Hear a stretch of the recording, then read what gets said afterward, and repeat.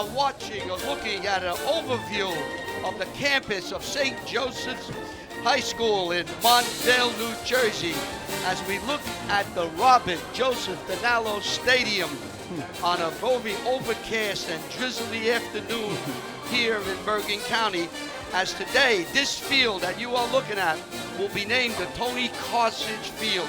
Hello everybody, I'm Larry LaFury along with John Francola and a number of volunteers for WCTV as we are back here in St. Joe's for a great game between the Crusaders of Bergen Catholic and St. Joseph's Green Knights. John, when Bergen Catholic and St. Joe's play, it's a great game, but today a little more importance because the field is going to be named after longtime coach Tony Karcich. An outstanding man, 338 victories, Larry. He made a foundation. He created a school, and this should be a battle. You and I talked about tiddlywinks. When these two schools get together, they're going to do anything. Tiddlywinks in the middle of the field. It'll be a war. You never can predict who's going to win this game. Well, let me just tell you how this is going to play out here. We're going to have the opening, and then there will be a ceremony on the field about a half hour before the game where there'll be a number of dignitaries who will be here to honor Tony Karcich, and then the field will be officially, I guess the word might be christened, the Tony Karcich Field. The place is going to be packed. People from all over are coming back to see Tony and give him the just deserts that he's deserved after all of these years. But most important, and Tony will tell you, is the game here between two very well-coached teams that are in the national rankings. They are strong up the middle. They're strong on the line. Let's talk a little bit about we'll start with the Crusaders, since they're the visiting team coached by Vito Campanelli. When you start with them, I guess you got to go with their quarterback, Andrew Bowe, who's 73 for 115, 928 yards. About 50% completion. He's got a great arm. 8 touchdown. Interception come when you play the schedule. You're trying to make something, and an interception comes up. But Larry, after that, you got to go. When you go from the passer, then you got a fantastic running back for Bergen. I mean, this young man he's unbelievable behind there. He'll be carrying the ball, especially every 90 attempts for 455 yards, 2 touchdowns. This young man is one of the best runners in the state. Yeah, he really is. And you add on the passing, he accounts for over 650 yards of total offense. So they run around him. And it's interesting that Vito Campanelli, the great passer, fires the ball. He does rely on Johnson to run the ball and set up the passing. So we'll see how Campanelli attacks his defense of St. Joe's. When we come to St. Joe's over the last 35 years, we always say the same thing. They're built on a line. And this line, I was on the field, John, it's mammoth. It's not big, it's mammoth, the offensive line. And St. Joseph's pangs it away. They have some great running backs and quarterbacks. Talk about. As a matter of fact, when you talk about the running back, they have 4 of them, not 1, 4. And it starts with Audric Esteem, 53 carries, 285 yards. Then Teray Powell, 41 carries, 261.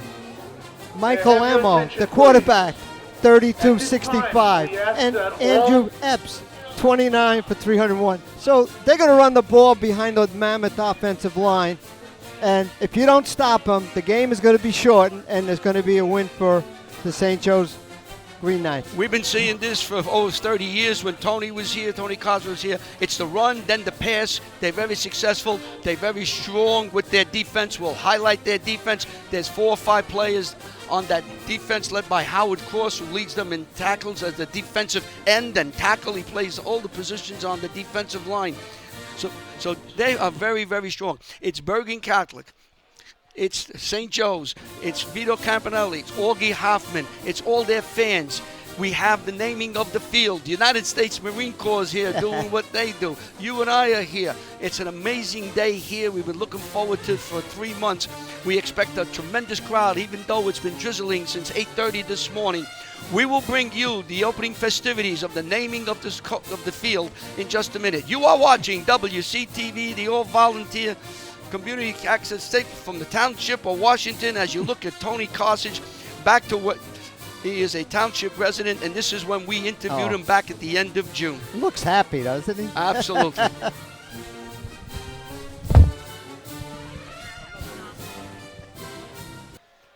Good afternoon. Welcome to Robert Joseph Dinallo Stadium and St. Joseph Regional High School.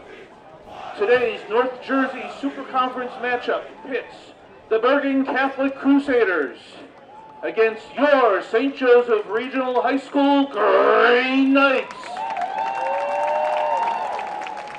Fans, today's battle between Bergen Catholic and St. Joseph Regional has been designated as one of the over 100 featured games in the nationwide 2018 Great American Rivalry Series presented by the United States Marines. Game selection for the series is based on history, tradition, great football, and awesome fans. We wish to thank the Marines and Brainbox for selecting today's contest as a part of the 2018 Great American Rivalry Series. Please give them a warm Montvale, New Jersey welcome. And fans, today is a very special day for the St. Joseph Regional High School football program as we honor the legendary coach and athletic director, Tony Karcich.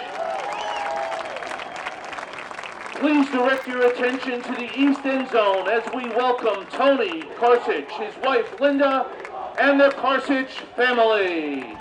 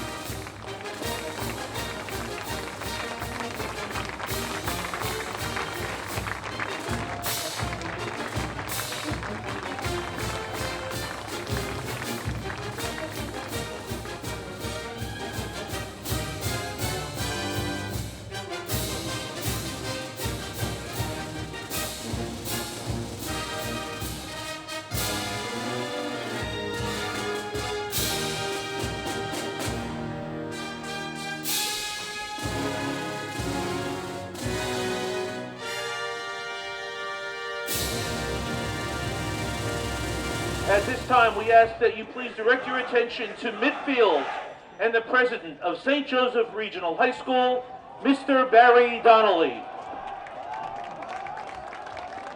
Good afternoon, ladies and gentlemen, and welcome to Robert Joseph Dinallo Stadium. We're happy that you're able to be with us today to celebrate the legacy of Tony Karcich, the longtime head football coach and athletic director of St. Joseph Regional High School. On the off chance that there's actually someone present today who does not know who Tony is or the extent of his accomplishments in the field of high school athletics, let me take a moment to provide a brief summary of his remarkable career.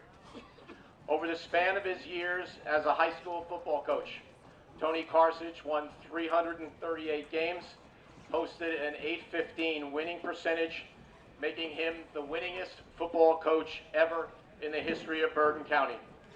Along the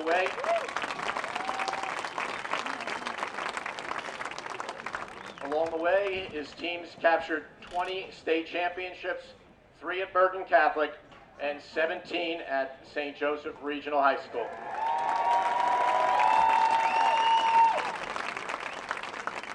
Not surprisingly, his accomplishments have earned him a truly astonishing series of honors. He is the only person ever to be inducted into both the St. Joe's and Bergen Catholic Hall of Fame.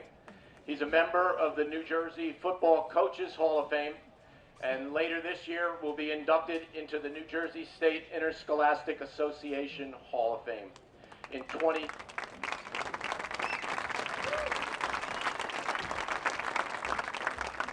2016, he received the Mickey Corcoran Lifetime Award from the Bergen County Coaches Association, and in 2017, he received the Dr. John Bateman Educational Foundation Lifetime Achievement Award. And if that isn't enough, Last month, Max Preps published a list of the 50 greatest all-time high school football coaches in the United States. Tony Karcich was number 18 in the nation all time.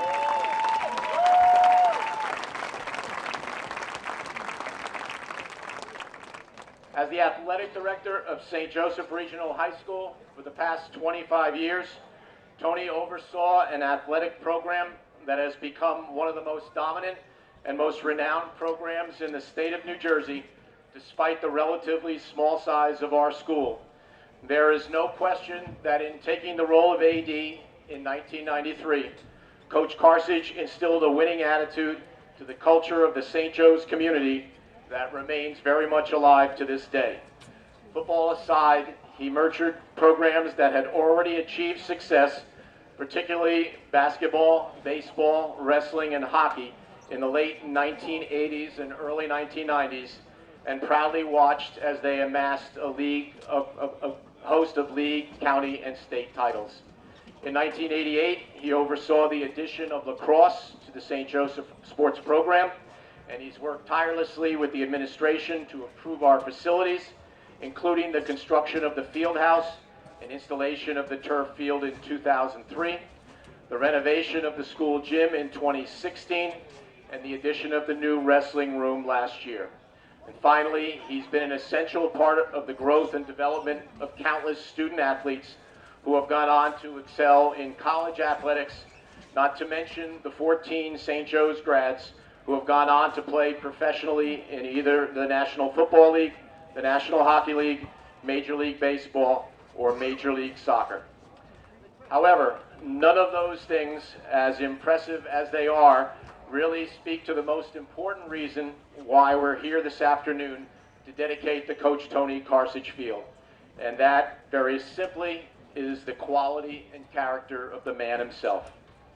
The word legend is described as someone who is extraordinarily famous and wildly admired, someone whose accomplishments were achieved over a span of time, and someone whose career is defined not just by his achievements, but by the qualities of the character that have distinguished his life. That is Tony Karcich exactly. He is certainly famous. Along with brother Peter Russell, he is inarguably the most recognizable figure in the 56-year history of St. Joseph Regional High School. I've already mentioned many of his accomplishments, but the qualities of character, honor, intensity, integrity, preparation, leadership, sportsmanship, and above all, a burning passion for excellence in everything he does. These, in the end, are the defining elements of the person we honor today. I think his two favorite expressions say it all. In the simple phrase, find a way, he challenged his players to reject excuses and get the job done by giving their very best effort and leaving everything they had on the field. And most famously, he would tell his teams and colleagues to do things the right way. Be respectful of everyone you encounter, win with honor, lose with grace, and always, no matter what the situation, conduct yourself with class and act with the decency you would be expected to be accorded yourself. For more than 3 decades, Coach Karcich held himself to the highest possible standards and never let himself lose sight of the fact that he was a role model to the young men of our school. And so we dedicate this field in his honor today for one very simple reason. As coach, teacher, colleague, mentor, and friend, Tony Karcich has been and remains simply the best.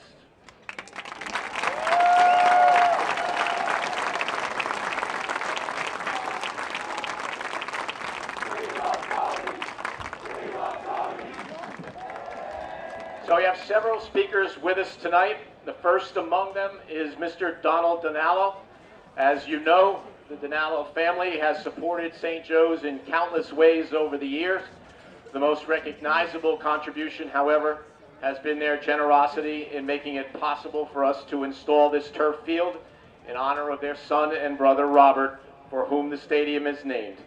Donald was the very first person I spoke to about the idea of naming the field after Coach Karcich, and he was wholeheartedly in favor of the honor and was willing to come today to say a few words of congratulations on behalf of his family.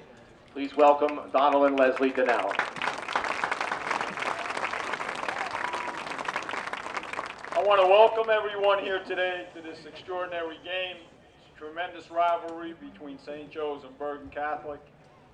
And Mr. Donnelly is minimizing his comments, not only about when he spoke to me of naming the field in honor of Tony, but about Tony itself. The Dinello family has been involved with St. Joe's for many, many years. And it's been our extreme privilege to see this school grow and expand the way it has.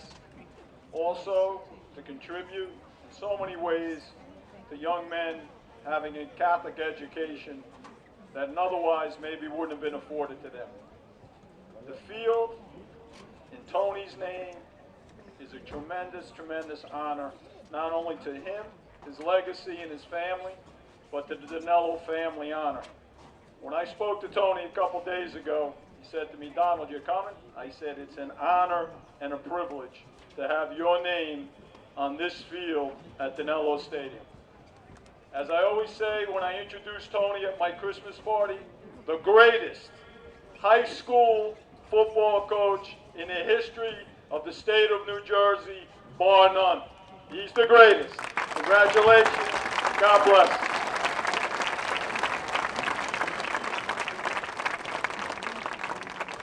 Thank you, Donald. The town of Montvale has officially proclaimed October 6, 2018 as Tony Karcich Day. To present the official proclamation on behalf of the town are two alums and former football players that Tony knows especially well. Please welcome his son Kurt from the class of 1989 and his son Greg from the class of 1993.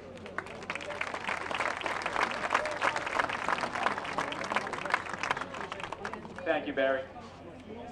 The Borough of Montvale Proclamation. Whereas we are here today to pay honor and to celebrate the outstanding career of Coach Tony Karcich, who has served the St. Joseph Regional High School community for 34 years as head football coach and athletic director. And whereas in his exemplary commitment to the St. SJR football program for 29 years, he became the winningest coach in Bergen County history, capturing 20 state championships, 17 with St. Joe's. And whereas, as athletic director, Coach Karcich instilled a winning attitude among all the athletic teams at St. Joe's and fostered a program that has become renowned throughout the state of New Jersey. And whereas Coach Karcich has been a man of passion, honor, dignity, and integrity throughout his career, a true leader who has impacted the lives of countless Green Knights as a teacher, mentor, and coach. Now, therefore, with the power invested in Mayor Gasali, the mayor of Borough of Montvale and Bergen County hereby proclaims Saturday, October 6th, 2018 as Tony Karcich Day. My brother Greg would like to say a few words. Hello, everybody. Just a couple words regarding some of the people who are here today and the St. Joe's Bergen rivalry and what it means to us. First of all, Jack McGovern. You were a junior at Bergen Catholic in 1974 when my father took over the program at the young age of 26. You witnessed firsthand how his infectious energy and enthusiasm impacted his school and how he built a proud program into the premier program in the state. You were one of my dad's closest friends. The McGovern name embodies the excellence of Bergen Catholic. I can't think of a better person to represent Bergen today than you. Thank you for everything.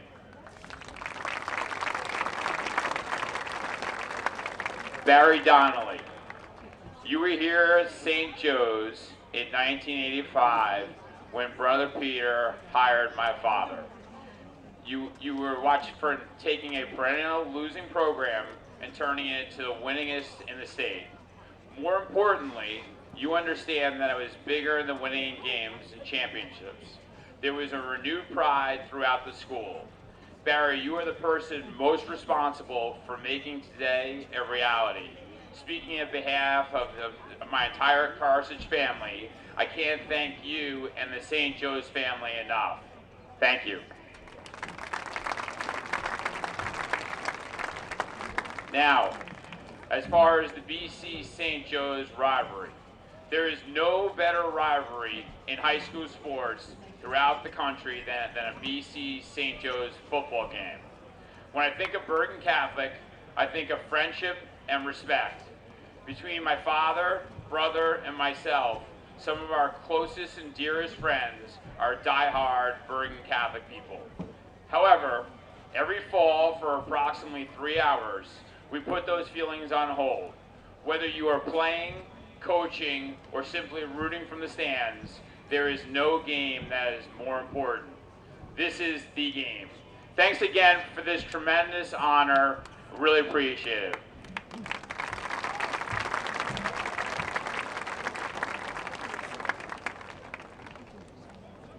Thank you very much, guys. Given today's opponent, Tony's history at Bergen Catholic, and the long tradition of impassioned rivalry and mutual respect that defines both of our proud schools, I'm pleased to introduce Mr. Jack McGovern, the athletic director of Bergen Catholic and a longtime friend of Tony Karcich, to say a few words at this time.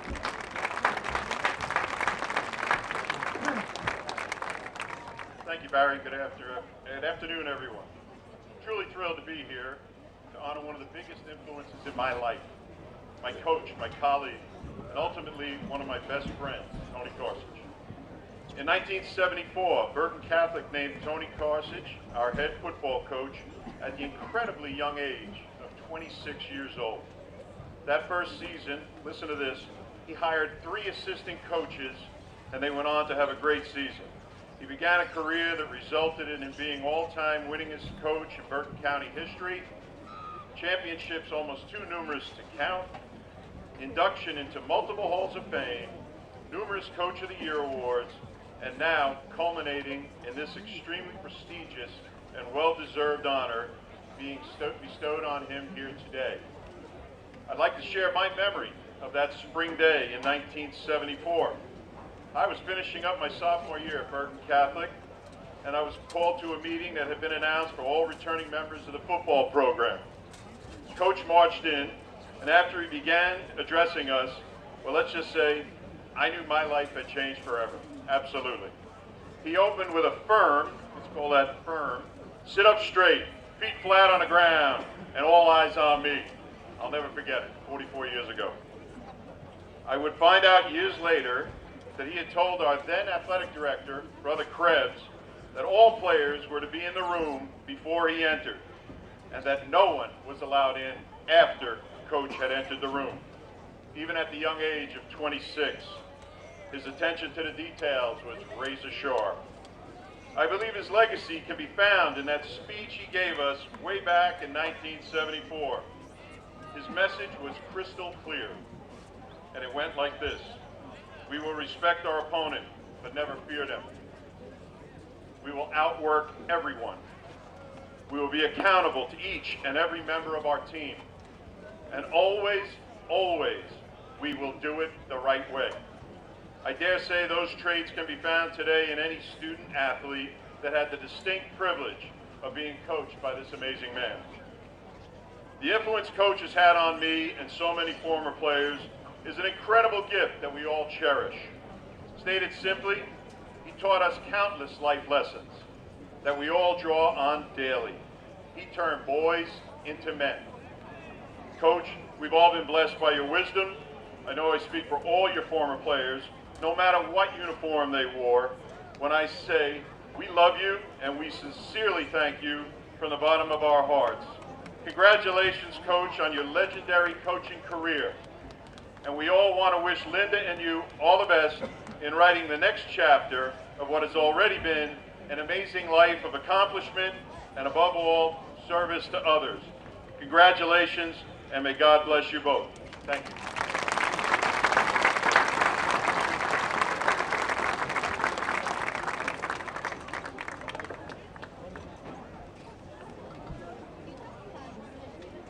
Okay, at this time, we would like to get to the main portion of our program.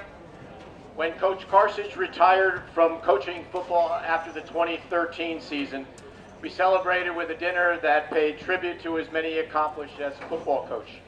Our purpose today is a little bit different.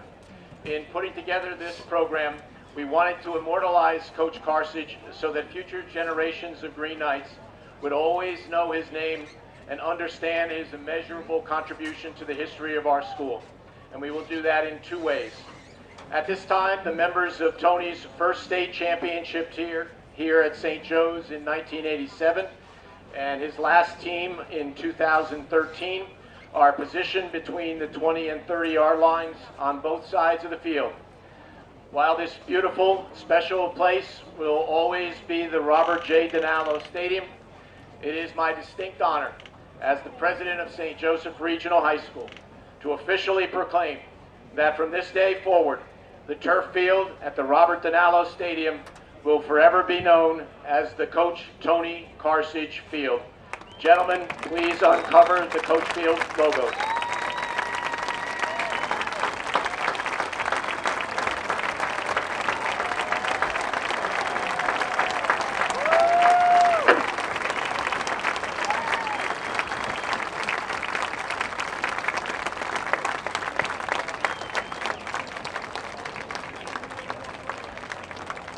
And to mark the occasion, we've had a painting commissioned of the field to commemorate this special moment, and it's my pleasure to present a framed copy of that to Coach Karcich as a memento of today's dedication.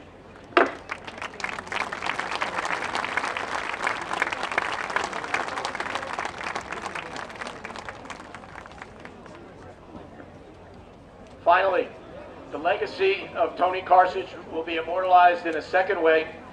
It's my pleasure to announce that through the extraordinary generosity of several benefactors, but most especially the Dinallo family, the Scott family, the Gardella family, the Canali family, and the Neglia family, an endowed scholarship, henceforth to be known as the Coach Tony Karcich Leadership Award, will be presented annually to a St. Joseph Regional High School student entering his senior year who has emulated the philosophy of Coach Karcich, whether it be in the realm of academics, athletics, the arts, activities, or in service to others.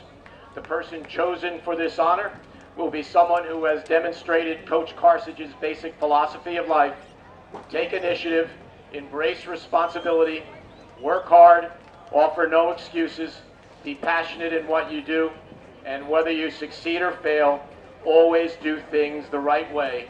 In other words, be a leader. I'm pleased to announce that the recipient of the Coach Tony Karcich Leadership Award is one of the co-captains of this year's Green Knights football team. And I ask number 4, Connor Greco, his parents, Todd and Marie, his sister Riley, and his grandfather Alan to come forward and accept this award.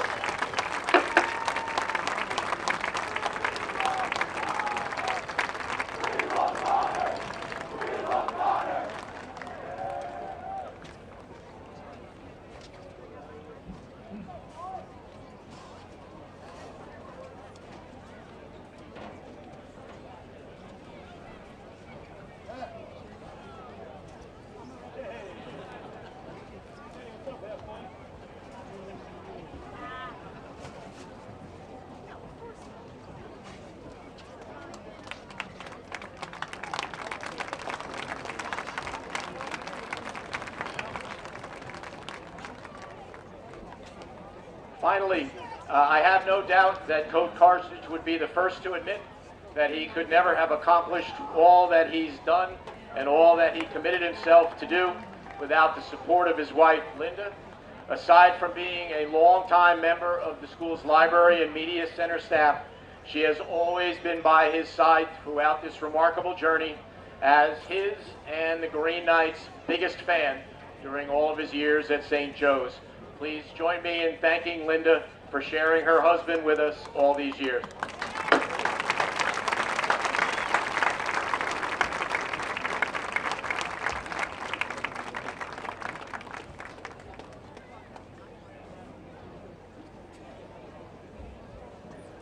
And finally, to Coach Karcich himself, who's walked up and down these sidelines with his game face on all those years, who knows firsthand the thrill of victory and the agony of defeat. We present this lifetime pass to every future St. Joe's home game. Your name will be permanently inscribed on our guest list, and there will always be a seat in our house for you to watch future generations of Green Knights. You do have to buy your own sausage sandwiches, however.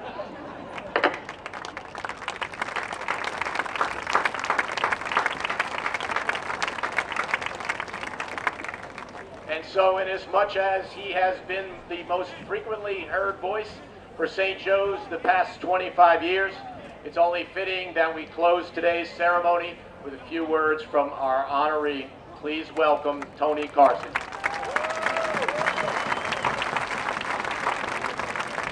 Thank you, Barry.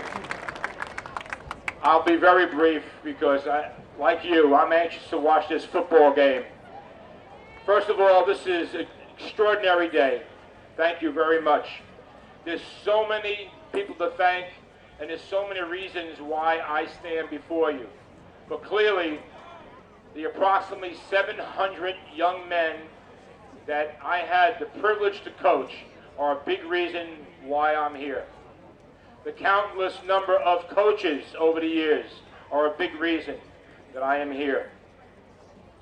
Also, I was extremely blessed to have worked in two great high schools. In 1974, I went to Bergen Catholic at the age of 26.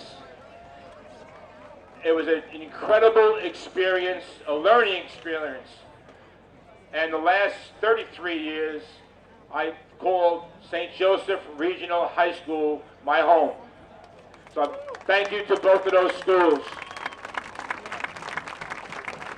There are a lot of friends. I can't possibly mention half of them, but I would be remiss if I didn't recognize one person I never expected to see today.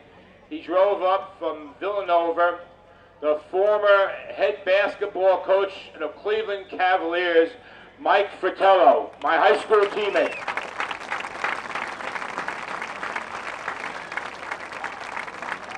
And I have most of my family is here, and again, too many to mention, but again, I need to at least single out my mother. My mom will be 94 this December. Mom.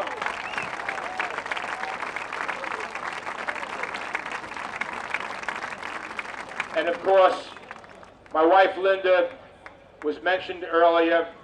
We just celebrated yesterday our 53rd year of marriage. And I want you to know that this whole journey, she's been a big part of it. Usually, my number one fan. But there's been some bad days I had to go home and face the music. But for the most part, she's always been extremely supportive. So I thank my wife.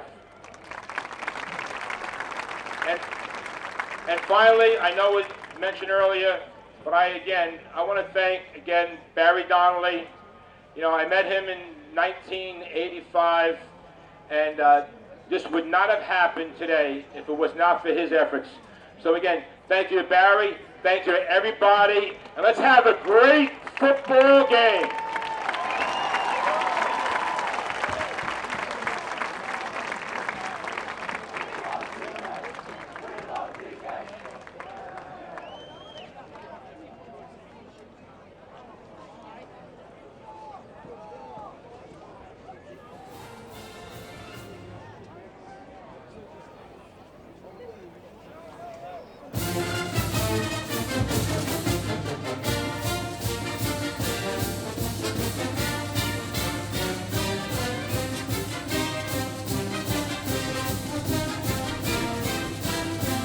The ceremonies have come to an end. It was a great ceremony, John. They had a number of people come up and speak, and you see the shot there of Tony Karcich at his desk. That's the day we interviewed him. 38 years as a head football coach, 338 victories, 17 NJSIA titles. Bergen Catholic head coach from 74 to 82. We won 3 over there. for 20 championships. His BC record is 70-20-3 over 8 years in St. Joe's.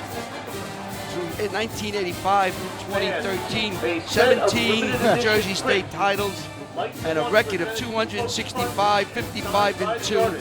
A member of the New Jersey Coaches Hall of Fame. Unbelievable. And you know, Larry, he did it the right way. You know, he's a young man that he worked with these kids and he made them better athletes, better people, and he still meets with them. So, a fantastic man. And when he said to us during the interview back in June, and we had it on our website now, wctv.us, he said he just wanted everybody to know that the most important thing to him was the kids. He was a competitor. He wanted to win. And he said, if we didn't have a scoreboard with the score, what do we have that for? But my main goal was to take care of the kids and work with the kids and help the kids. He was there for the kids. And that's what he wanted everybody to know coming out of that interview. And you see it today with his former students. Will he jump in if St. Joe's needs the great coach to make a play for him to help Augie Hoffman? Do you think he will do it today? I don't think so today. Oh, I don't know. He's got to enjoy himself. He's there with his grandchildren who give him so much pleasure. We went by the house and we spoke with him and Linda after the interview, and he had his grandchildren doing what you and I do. Yeah. Babysitting. He's there, baby. And he talks how important his grandchildren are to him. He's there with his grandson. So it's a great day. Now we have the coach Tony Karcich Field, the Tony Karcich Field, as the Bergen Catholic Crusaders come running on, because as Tony said all the time, the biggest part of today is this game. This is an important game for both teams, but they had to do something. And I'm looking at that name out there on the field, Coach Tony Karcich Football Field. Very emotional there, John. The tears came to his eyes to see that. Can you imagine being in that position? My God. Yeah, to have what it, a man. To have it named after you and all your people here. But it's something that was deserved. It was something that was acquired over 38 years of working with children. And I remember Tom Coughlin saying, think how many people, when we had him talk about Tony Karcich during our show, think how many people, how many students, how many athletes, and how many coaches he affected over 38 years. It's just amazing the effect he has. And then those people took what Tony taught them and they brought it to their lives, whether they were educators or they're in business, and with their children. So it's like a geometric. It just keeps growing and growing and growing. I'll tell you, Larry, he did a lot for our kids. Remember with Washington Township Falcon football? Right.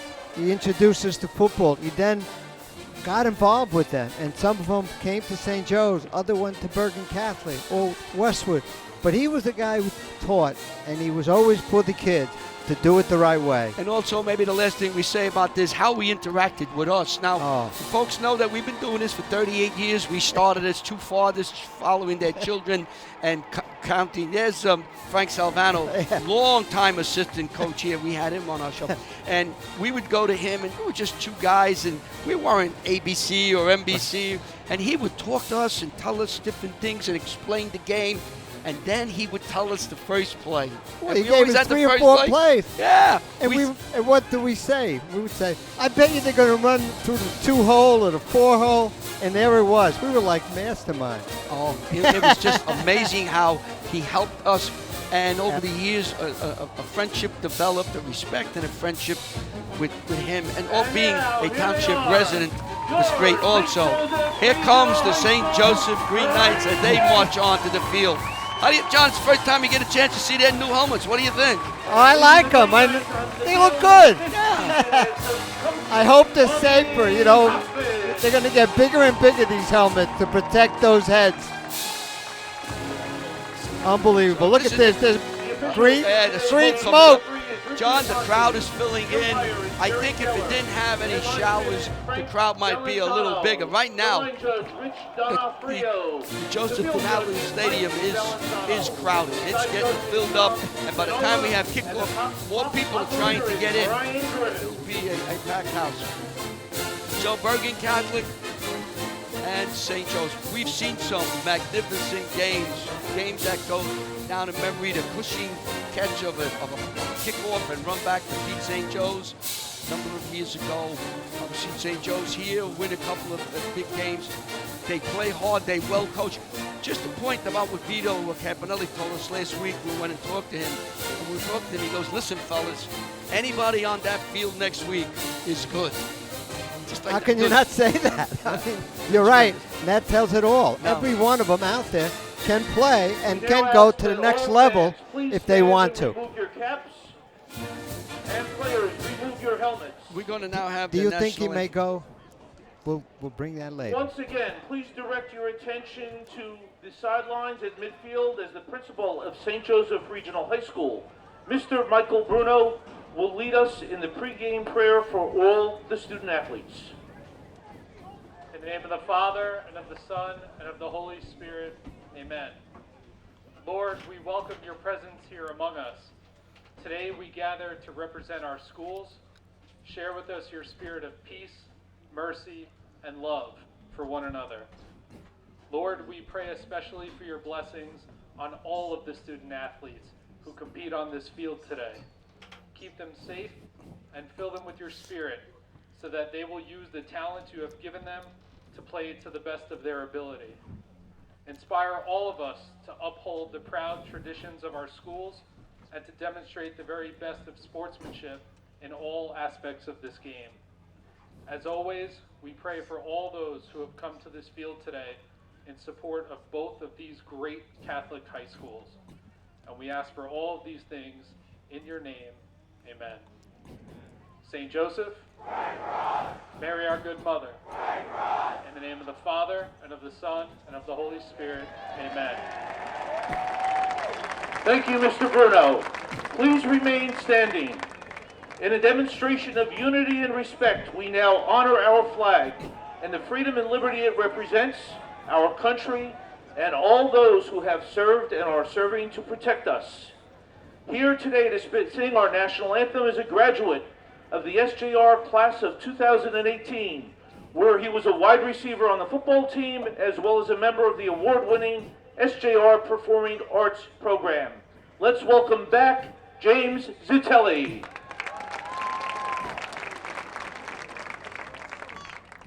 Oh, say, can you see by the dawn's early light what so proudly we hailed at the twilight's last gleaming, whose broad stripes and bright stars through the perilous fight o'er the ramparts we watched were so gallantly streaming, and the rocket's red glare, the bombs bursting in air, gave proof through the night that our flag was still there.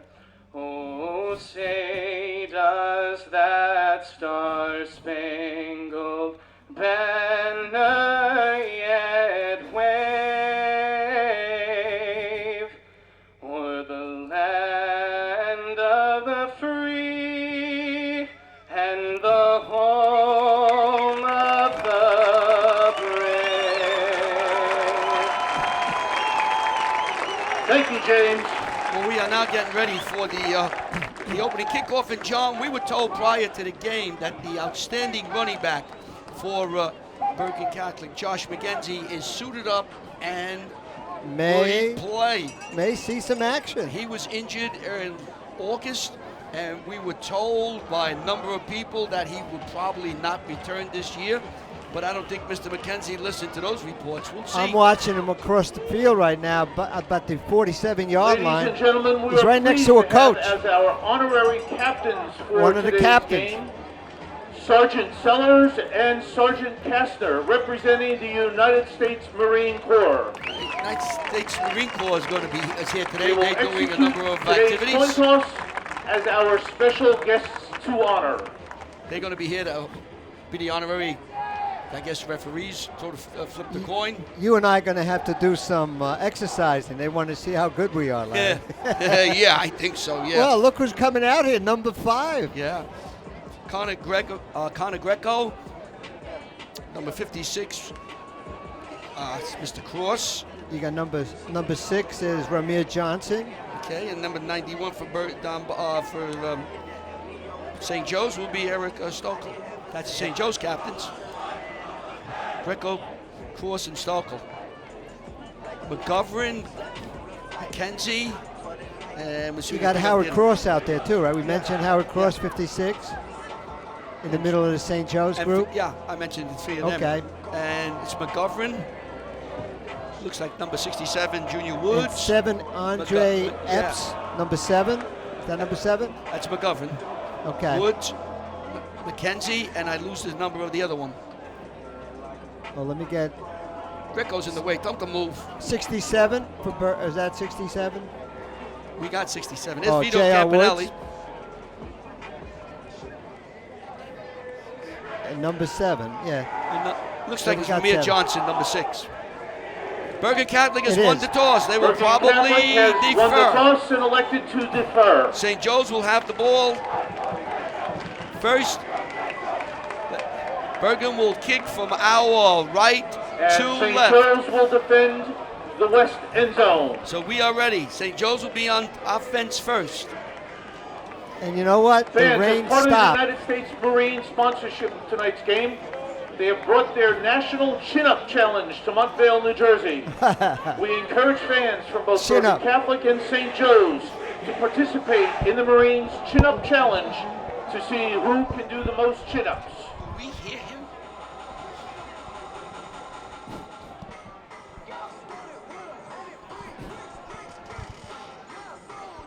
So we are ready. St. Joe's will come out. Quarterback will be Michael Alamo. And we'll see who the starting running back is. It'll be either number 15, Andres Estiam. We'll see. Yeah, Andre Estim, I guess. We We'll got have it to as listen. Estiam. Okay. We can do it. We'll change his name, right? We'll change We're it. allowed. We're allowed to do that. We'll wait to hear somebody else. Augie Hoffman there, the head coach for St. Joe's. 2 young coaches, Campanelli and Hoffman. Can you believe that? Imagine the battles they're going to have. Oh, my goodness. Michael Kearney will be Maybe throwing they'll the meet kicking at for 50-yard Bergen line at the end of the game to decide Back with deep little to receive tiddlywinks. for So St. pick up Joe's, sticks. Number 5, Gavin Sharkey, and number 7, Andre Epps. Look at that, Larry. There they are, Larry. There they are. Overall record, league record, national ranking. I don't make the national ranking, folks. I just report it. Yeah, this is We don't. This was a Max Prep. Max Prep was the one who had those stats. Matter of fact, they had them 1 and 2.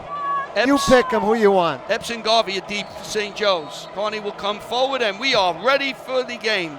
The all-anticipated game. Line drive coming down, taking by Garvey. He slips and Nice slides, move. and a flag comes out immediately. Penalty flag on the Sharkey play. brings it up. Let's see what happens with that penalty. Sharkey returned the kick to the 24-yard line of St. Joe's.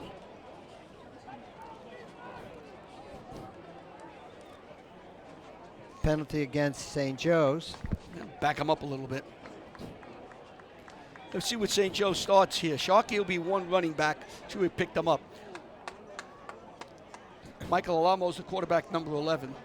Buckman is 1 wide receiver. They changed some of the starting lineups here, John. Yeah. Tell you they always do that. Well, they test us, Ball Larry. marked at the 16-yard Yeah. line, 1st and 10, St. Joe's. We'll figure it out. But Well, Alamo's number 3. Michael Buckman Alamo. comes out to the right.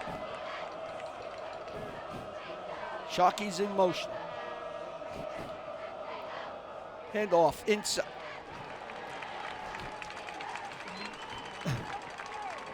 Couple of shots. Couple inches. See on the Straight bottom up of the that. middle. Yep. Estime carries for a Estime gain of with about the carry. 2, 2nd and Estime. 8, St. Joe's. So Estime, let's go with Estime. So we have a pickup of about 3, 2nd down and 7 yards to go. Crowd is still filing in here, John. It Yep. is crowded. And Estime, like we said earlier, 53 carries. That's his 54th carry of the season. He's in the he'll do most of the work here today. He's a sophomore. Here he goes again into the line. Fights his way. Thought he was stopped. Nice. He fights his way for about 3 yards. Going to bring up 3rd and about 4, maybe 5. You know, the stop was by number Estimate 55. carries to the 23 That's yard line Brian of Carr. St. Joe's. And we're going to hit it. John High Poor made the Brian. stop, by the Brought way. down by Tyrone Malone. So it's going to bring up 3rd down and 3, Third John. and 3 for St. Joe's.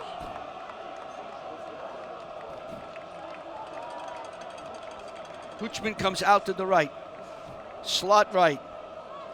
Estimate to the right of Alamo. Throw out here. Just overthrows his man.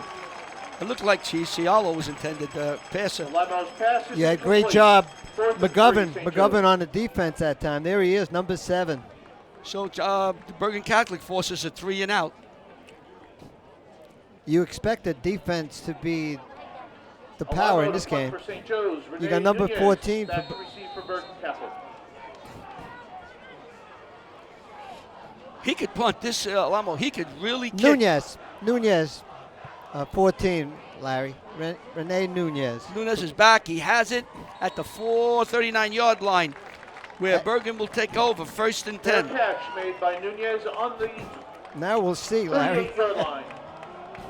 Bergen Catholic takes over 1st and 10 on their own 38. Andrew Bowe will be the quarterback for the Crusaders. He is thrown for 928 yards, 8 touchdowns, over 50% passing. 4 TDs.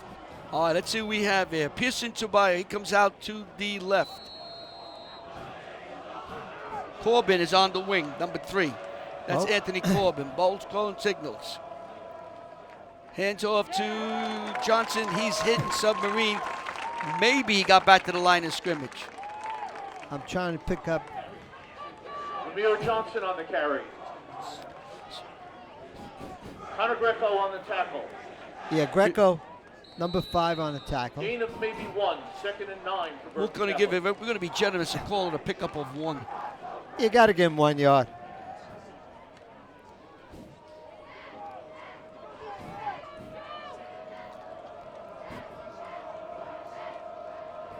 Devereux runs over to be strong to right. Bold calling signals. Bold back. He wants to throw. Looks. Fires downfield. He has Devereux in the open. He's at the 30. And he is tackled as he gets close to the 20-yard line. By number 4, Bowles pass is complete to number 81, Tyler DeVera. but that was a saving tackle. He went over. Devereux went over to become tight on the right side and just did a slant, and the ball was delivered perfectly on time. A great throw by the quarterback that time, Larry. These are the coaches up at Bergen Catholic that are on That's the lift. The brain trust, as they call him. Right.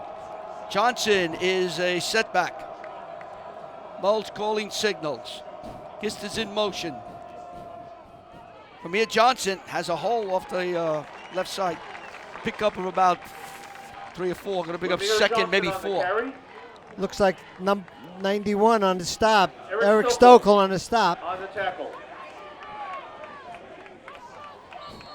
We have this pillar in here. We have to. Yeah, we got a lot Gain of of about jumping 6, around here. 2nd and 4 for Bergen John, what do you Catholic. think? More people are still coming in here. This is a great Wow. crowd. This is what football is all about. Got to have a big crowd. Johnson is the setback. Johnson. No, Most Nice wants to fake. throw out here. He has his man on Great him. Good catch. out there. By number Tobia. 1. Pearson Tobia with the catch. Bowles pass is complete to Pearson Tobia. Nice fake by the QB. So now we're looking at a 1st down. First down, Bergen Catholic at the St. Joe's 11-yard line. So it's 1st and 10 on the 11. St. Joe Bergen could get a 1st down. Absolutely.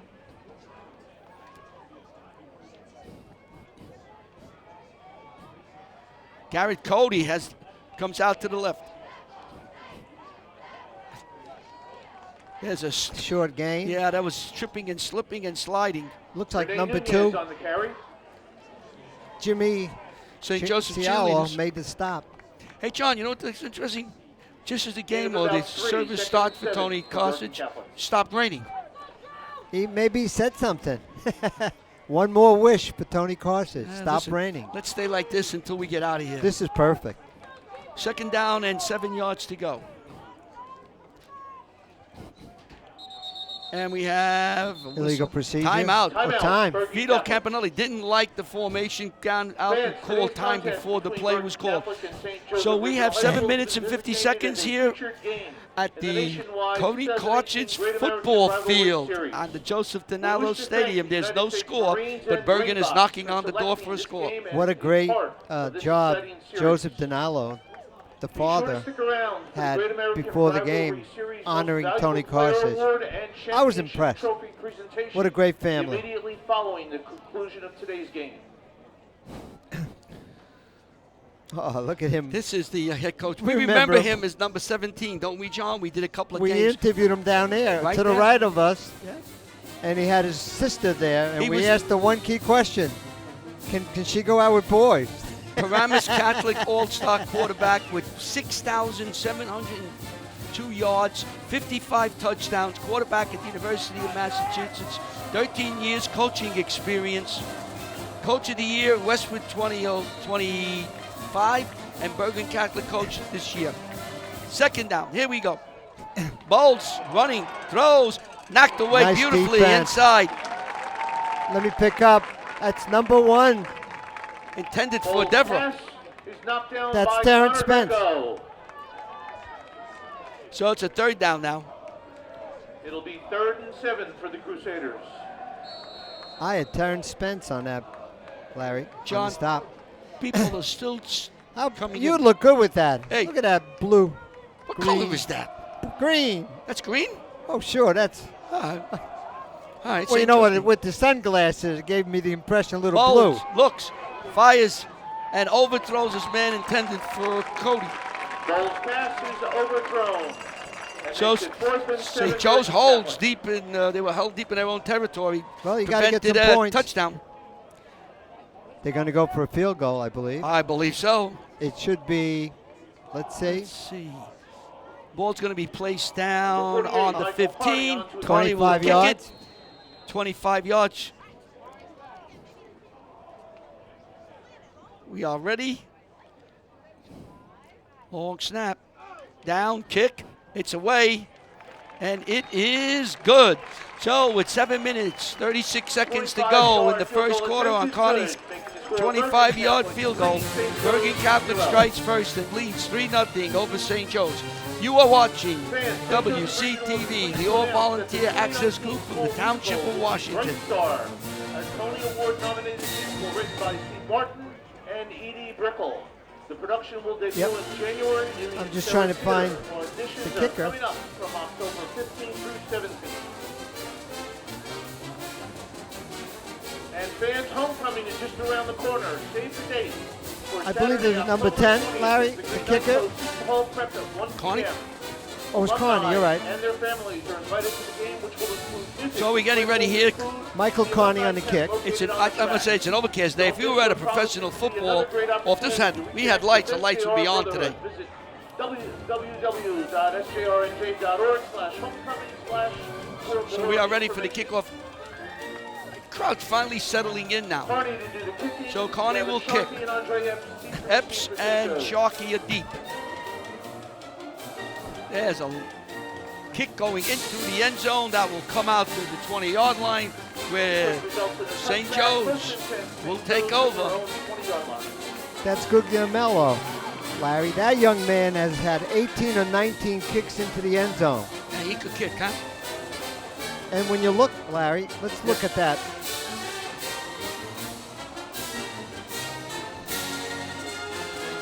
No, we got Bergen Catholic kicking off that time.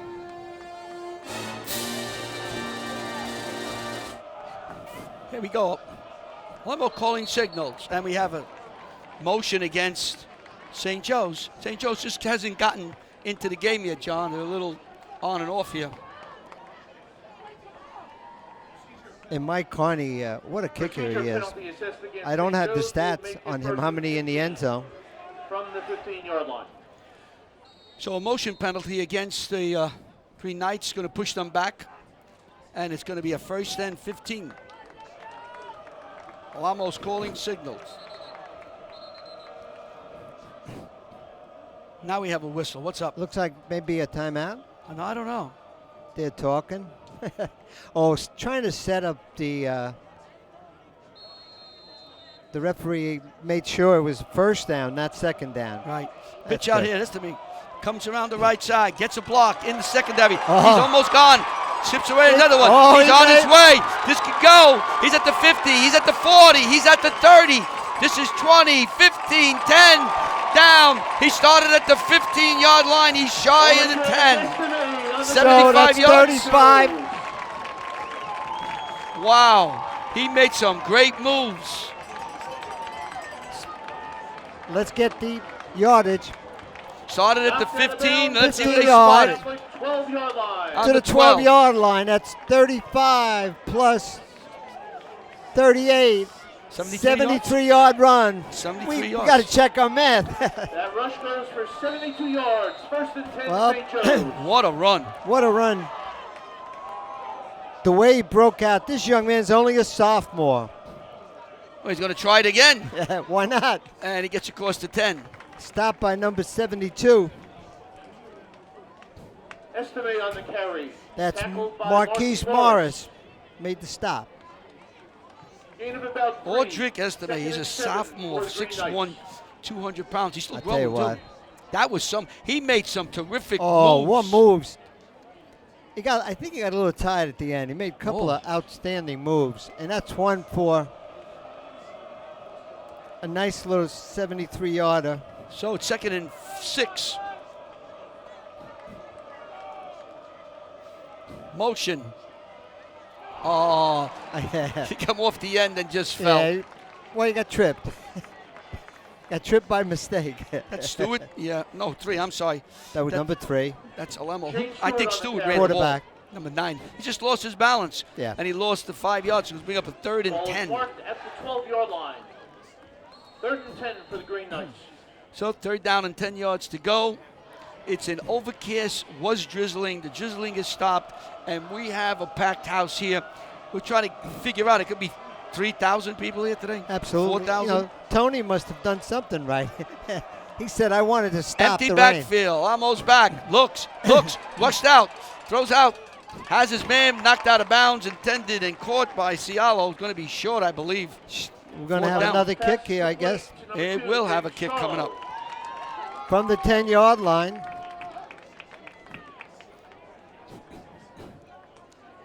And this should be Guglielmello. Yes. Ball is marked at the 10-yard line. So this is 4th going down to for be, St. the Joe's. ball is being placed down on the 12, 17. Angelo Guglielmello 17-yard 15, line. field goal. 17 yards. 27 yards. Guglielmello. I like that name. Guglielmello. Mucci will hold down, kick up Oh, high. my God. Whoa. My God. And the kick is good. That could have been good That would have from been 40. 60-yarder. 4 and 3. So St. Joe's on a great run from 73 yards from Audric Fans Estime. with the holidays right around the corner. Gets it down to the Get all your 12. shopping done Bergen quickly Catholic and easily stiffens. at SJRNC.org. And St. Joe's has to kick a /shop/. 27-yard Customize field your goal. apparel and They save tie 10% Bergen by Catholic using the 3-3 promo with code 5:41 to go. OCT You are watching 2018. WCTV, the All Volunteer Access Group from the Township of Washington.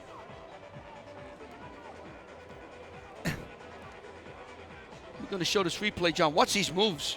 Oh, this is on the Estime. 73-yard. Now, this young man, he comes in now, one tackle he missed. Now, watch how he changes direction. And then he puts on the afterburner. But now he got a couple of angles coming up. He thinks he's going to go all the way. Great tackle, but what a run for that young man. A sophomore. This young man has a history. He could go a long way in the future. 73 yards official on that run. Kist is deep for Bergen Catholic, closer to me. Here's a kick Look at coming this. all the way down. Is going to go into the end zone. That's his 19th, I believe, 19th time that he put into the end zone. That's not too bad. Not Bergen shabby. Catholic will take over at their own 20-yard line, 1st and 10. So Bergen Catholic will have their second shot at it.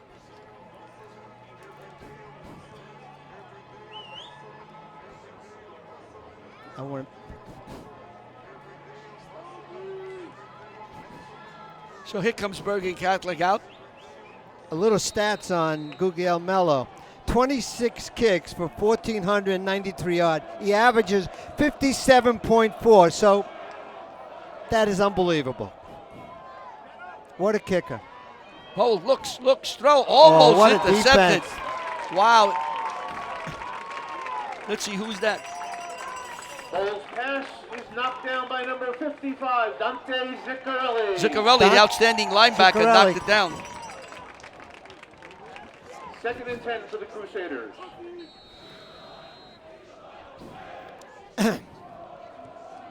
Yeah, his number, he pushed his shirt way up, so the 5 could have been 3-3.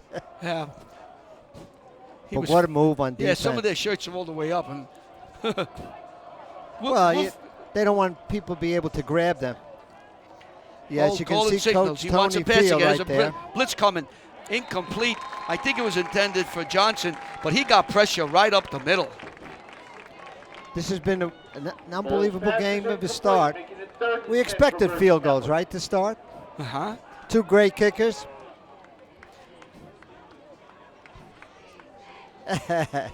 John, I thought to be a lot more passing. They're throwing the ball more. Yeah, the running game, I mean, they both have great runners. Yeah. And they're good quarterback. They're 50%, both of them.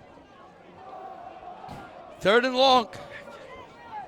I believe Bowles got 727 yards for the... Garrett Cody's out to the left. He's one of their top receivers. Look at this. Trips and twins on the side. The ball is that's tipped and knocked away. It was intended for Tobia.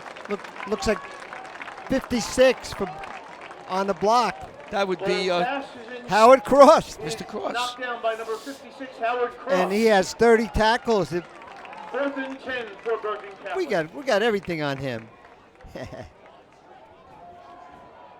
Gavin Sharkey back to receive. Sharkey for is St. back Joe's. to receive the punt. So 4th down, a big kick situation. Tobia will kick. Looks like I'm number 1. Yep. Low snap, comes forward. Oh, what? And it's going to be a little short. Ball's going to bounce and cross the 50-yard line. We'll see where the spot is right at midfield. Oh, they're going to put it right on the 50. Oh, this way they can put the Tobia markers kick right goes there. out Makes at it easier midfield. for us. 1st and 10, St. Joe's. Attention all 7th and 8th graders. Now is the time to schedule your night for a day experience. There's no better way for prospective So St. Joe's will have the ball now. SJR is all about. Please visit sjrnj.org/night4a-day/ to book your spot today. So right in the 50-yard line, St. Joe's will start. Here's a pitch out. That's the man. Cuts inside. And that Couple hole of yards. goes kind of quick. Maybe a yard. I give 22, I believe. Estime on the carry, brought down by number 90. Jed DiNoble, Gain of a yard. 22 2nd and 9 for St. on the Joe's. stop. And 90, Malone, he goes out. Look at him. What size? 2nd down and Number 8 90. yards to go. Bushman out to the left. Sharkey's to the right. Amo calling signals. Fake. He's going to throw. Looks. Throws. Has his man. A man breaks away. Sharkey. Sharkey cuts back inside and gets inside the 25-yard line. A little button hook. He broke the number tackle. 5. Complete to number 5, Gavin Sharkey. What a move on that. A little down and out. Gain of about 25 down to the Bergen Catholic 24. Figure 25-yard on that pass play. Alamo's been right on target. Right on a button. Good play by Sharkey. Alamo looks. Big hole. Vestame, and he gets to the 20-yard line. You don't give him that much room. No. Lucky it closed up. Picked up 5. Audric Estime on the carry. Gain of 4. I had Marcus Morris on the 6 stop. for the Green Knights. Inside. Good 5 yards. He made it easy, see, Larry? Right on the 20-yard line. 2nd down and 5 yards to go. Bushman's out to the right. Slot is Cialo. Fake to Epps. Looking. Alamo still on his feet. Breaks tackle. and fights his way. Boy, he was brought down Great for job. a loss, and he made something out of nothing. You know what it was? The size and strength of this young man, a junior. Michael Alimo on the carry. So 2nd down and 5. Alamo broke that tackle, John, or else he'd have been dropped for a loss. It could have been about a 10-yard loss, and no gain, but third and about 5 yards. For St. Joe's. So Alamo comes in with the play. Stewart goes all the way over. Nice shot down the line here. Oh, Stewart boy, goes look at way that. out to the We can left. see if anybody steps over the line. Although, what's his Out to Greco. He breaks one tackle. Gets away. Oh, what a great as a block. first down. He broke away from a would-be tackle that would have dropped him for maybe a loss, but he was able to break the tackle and go for a first down. To number 4, Connor Greco. Nice play by Carter Greco. Greco, what a beautiful run. Waited for the pass play and then broke it off and a first down. Greco's brought down at the 13-yard line. 1st and 10 for the Green Knights. Here comes the Green Knights quickly. 1st and 10. They're knocking on the door. Estimate has on his feet. Banks for 3, maybe 4 yards. The spot's going to be maybe more Larry, than 4. I love the way he accelerates Audrey inside Estimate on the carry. into that hold. He gets there so Gain of quickly. 6. 6 yards, 2nd down, and 4 yards to go. Quickly again, St. Joe's at the line. He's got to get close to 100 yards. Estimate has it, and he hits the line and is dropped as he gets to about Another 2 the yards. 5-yard line. Yeah, it's going to bring up 3rd and very short. I'm trying to pick up. Estimate carries for a gain of 2. It'll be 3rd and 2 for St. He's got to be Joe's. close to 100 yards, Larry.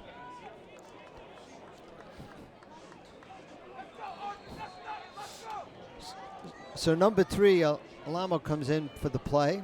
Spoke with the head coach and the offensive coordinator.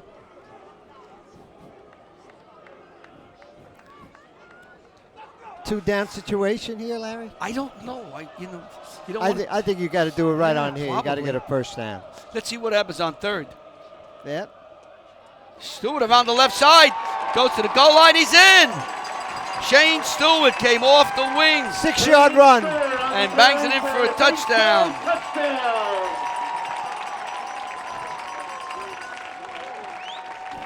6-yard run. So Bergen Catholic drove some 50 yards. Couple of tackles that were missed, or St. Joe's made them miss, kept the drive alive, and that's how we get the 7 points. Look at the Kick kick. is- This guy's going to kick it all the way to Wow. Montvale. This guy's the toe. Downtown Mountain. So with 2 minutes and 14 seconds to go in the first quarter, St. Joe's takes a 10-3 lead over Bergen Catholic. You are watching WCTV, the all-volunteer group from Township of Washington.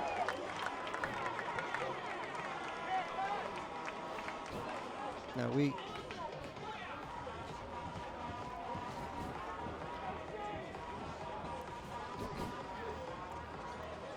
Today's contest between Bergen Catholic and St. Joe's is being featured as one of the Great American Rivalry Series games broadcasted on the internet at greatamericanrivalry.com. So Alamo has the ball and he gives it to number 9, Shane Stewart, and Shane Stewart breaks one tackle and then dives for the end zone in between two Bergen Catholic tacklers. Touchdown, Shane Stewart, number 9.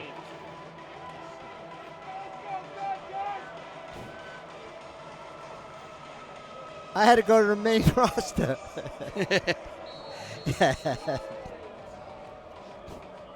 Ready for the kickoff. We have about 2:14 to go in the quarter. Law pumped in the air.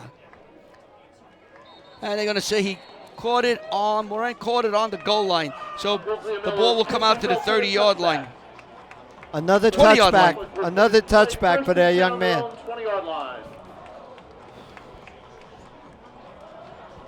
This kicker for St. Joe's is outstanding, though. Oh, God, yes. Long line of great kickers. And Bergen's had a long line of kickers.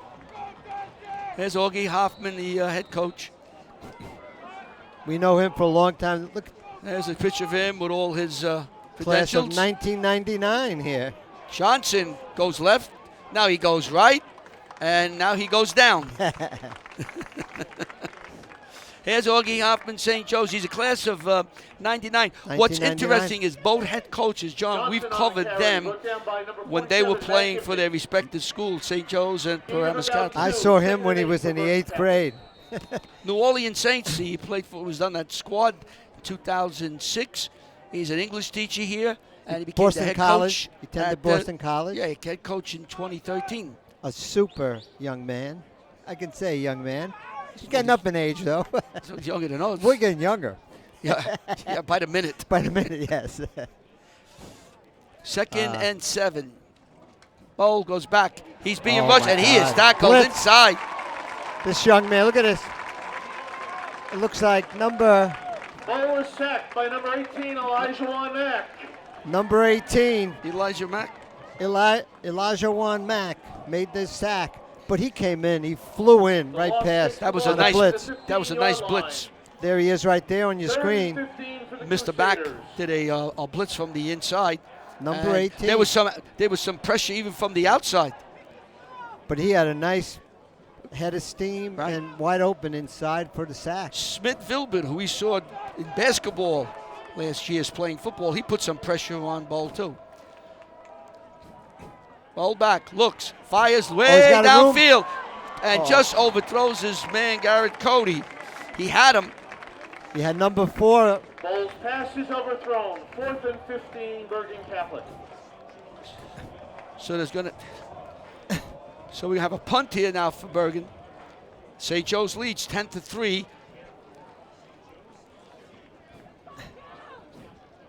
Sharkey is back on his 45. Tobia will kick. There's a nice shot of him there. From the Comes goal forward. line. Kick almost blocked. Might have been blocked, John. I don't know. Great field position. St. Joe should have it at the 44-yard line. That ball looked like it might have been blocked. Could have been tipped. Touched. Tipped. Could have been tipped. 1st and 10, St. Joe's. So St. Joe's will have great field position. I got a feeling Still that in the first quarter, right? yeah, it's a long first quarter. Ooh. 27 second, 27.3 second in the first quarter. I feel like I've been here for a couple of days. We have. Is that right? I better tell my wife. She may be looking for me. Yeah, well, we'll send an all-points bulletin out for you. Estime has it right in the middle and is pushed back at about Larry, I'm impressed. 43-yard line. I'm impressed with this young man.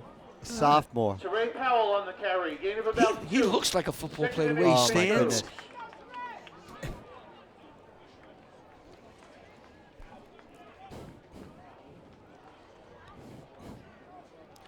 Andrick Estime. We're going to let this clock run out here, John, and the first quarter will come to an end with St. Joe's leading 10-3 over Bergen Catholic. You are watching WCTV, the All-Volunteer Access Group from the Township of Washington. Fans, please join us for our fall open house on Thursday, November 1st, and get your first look at St. Joseph Regional High.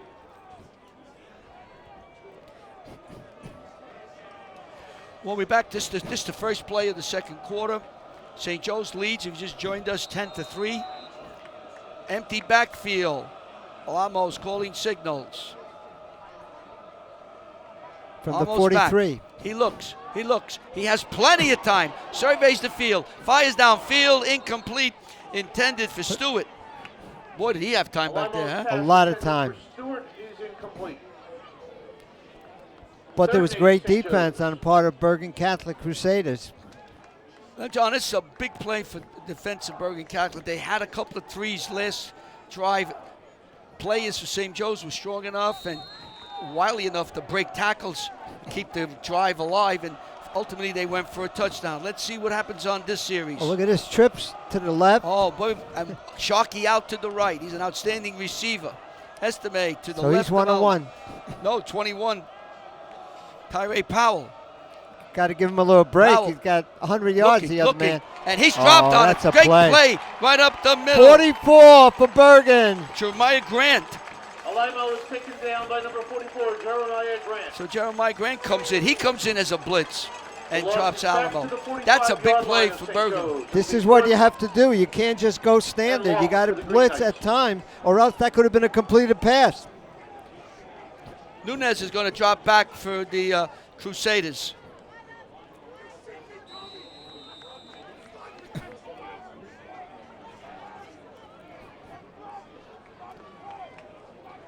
Alamo wants a kick. There it is.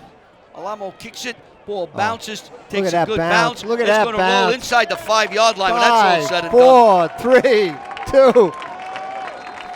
2-yard line. Give it That's 3-yard line. Alimo's punt is down Great at the kick 2-yard line. Bergen by Catholic Alamo. takes over first Bergen and 10. Catholic Crusaders, and they won 31-8. Just a reminder, They the beat, school that does the most I'm sorry, chin-ups determines 34-22. Then they won today's 21-7. They winner. So be lost sure to get to to St. St. Peter's. Peter's. That was a tough For your loss there. school. They really We got will be whacked announcing around. the winning school And then a for close the call third against and Don Bosco, fourth and then quarter. an easy game against Irvington. Then they have Pope John, Paramus Catholic, and then DePaul. That'll be the game. DePaul's a nice game on the 26th. What are we doing on the 26th? I don't know. We should do something. We should go to that game. Oh, I'll go. I don't know if I'll be here or on the field. Well, we'll try to Give be it a there. shot. Hey, there's Tony Karcich walking the sidelines. I was going to ask you, how quickly would it be to come back? He's got something on the defense right now. Look at him. That's what I wanted to say earlier. How long would it take? Watch it throw a deep one. He has his What a- man. I don't know who's And caught a it. penalty, too. Number That's 8 made Garrett. the catch. Ball's pass is complete to Garrett number Cody. Garrett Cody. He has Brought down a. by number 1, Terrence Smith. He's one of their outstanding wide receivers. Oh, that was a fantastic catch. And I didn't know who had it, and all of a sudden he came up with it. He has There's a flag on the 229 play. yards of reception. There's a penalty. Let's see what the penalty is going to be. So that pass takes Bergen Catholic out from underneath the shadow of their From goalpost. 2-yard line. All right, let's take a look at this play. That was a great pass. Look at Jack What- McGovern in the back looking. Oh, he's looking at the pass. I think he was ready to come in the game to replace somebody. Watch that ball come. Now watch his the catch by Garrett Cody. He goes up. Great There's the defense, defense. There's outstanding defense. And they fight for the ball, at which point Sideline warning against St. Cody Joe's. Ball marked grabs at the 30 ball, yard shows line. that he receives it. Crusaders. As 81 was on defense. That's DeVera. That penalty was a sideline warning. All right. Bold gets away, and he is dropped. It's a loss. That's going to be a sack. That would be a sack. Looks like Ball was 48. brought down by number 40, Justin Malavazia. Number 40 made the stop. Loss of about a yard. Justin Malvasia. 2nd and 11 for the Crusaders. So that goes down as a sack. Yeah, the Malavasi gets a sack. Bold's got out of the first assault, but he couldn't get out of the second one. He was trying to disappear. He wanted to go under the ground. This has been a great game, Larry. Two outstanding teams. Deborah comes out to the left. You got little trips and doubles. This is typical Vito Campanelli offense. Bold. Spread it. Looks, fires, has his man. To number 1. And Tobia gets across the 50-yard line. Ball's pass is complete to Pearson Tobia. What a great Brought down call. by You Connor open on Rico. both sides of the ball, and then you send Tobia up the middle for the reception and a first down. As you Tobia- see him on the screen. Tobia came into this game with 7 receptions, 124 yards receiving. Trips to the right. Bold, back. Looks, and he's hit He's and sacked. dropped. Number 81, again, Tyler DeVera. By number 91, Oh, Eric 91, I'm Ferrell. sorry. 91, I apologize. Loss of 6 makes it 2nd and 16 for the Crusaders. Yeah, 91 is Eric Stokel, Larry. The 8 looked like a 9, and it should be a 9. That's when you have old eyes. But Stokel made the sack. Outstanding defensive player, Stokel is. 2nd down and forever. Bold looks. He wants to throw a swing pass to the outside. He has Johnson. Johnson's on his feet and gets to the 40-yard line, and a there's flag the comes flag. flying in. A late hit. Let's see what it's going to be here. I believe a late Ramir hit. Johnson on the reception. Flag on the play. See, they're saying he stepped out. Well, I before, think there's so a he's on the penalty. 43-yard line, and the penalty will be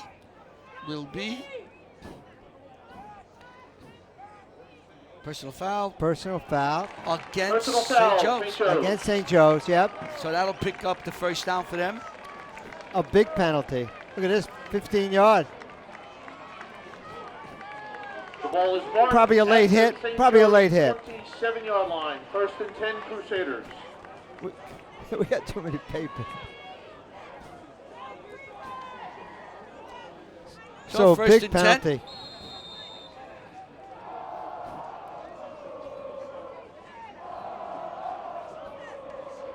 Well, To number this- 6. This is Johnson.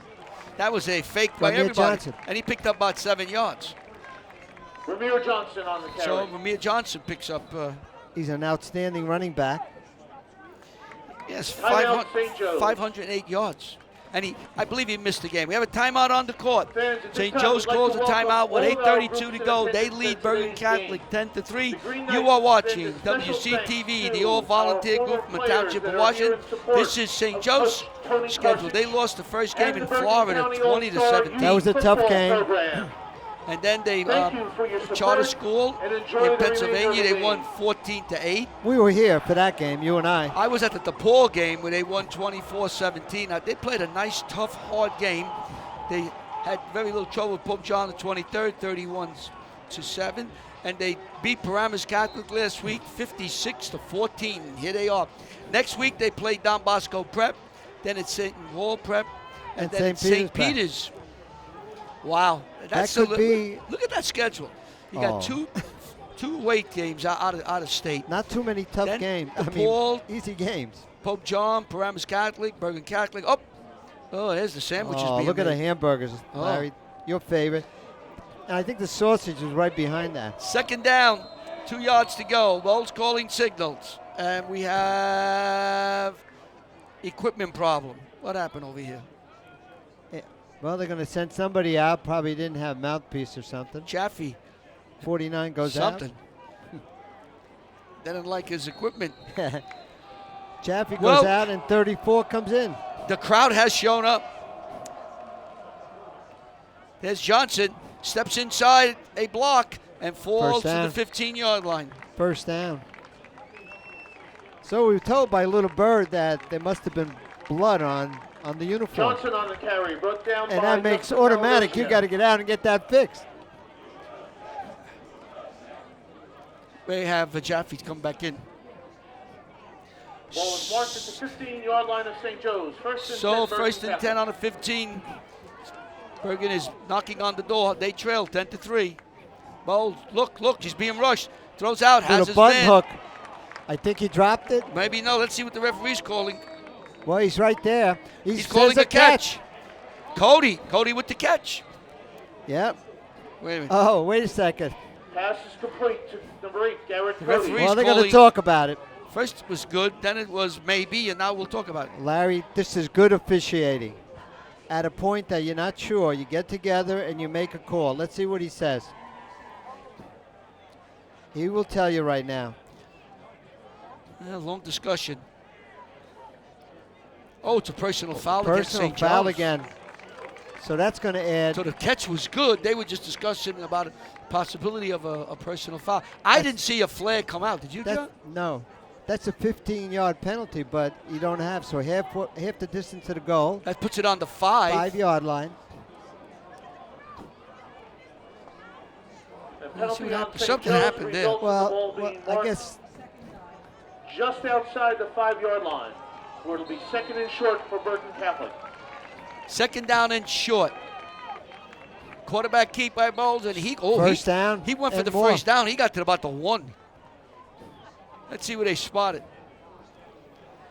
And the That's ball is going to Bowl. be spotted at Andrew put it- Bowl. Oh, it's we'll Ball call it to 3. carries to the 3-yard line. 3-yard of St. line. Joe's. First and goal, Bergen Catholic. First and goal for Bergen Catholic on the 3. Look at this. We got a lonesome end out there. There's Tony Karcich. I'm telling you. Yeah, he's telling them plays. He's going Hand off to Johnson. He goes to the goal line and he runs in. Touchdown. Ramir Johnson over right guard. Bergen Catholic is a PAT away from tying this game up. John, they started way down on their 3-yard line. This is an impressive drive. So he had Johnson. We give him a 3-yard touchdown. That's it.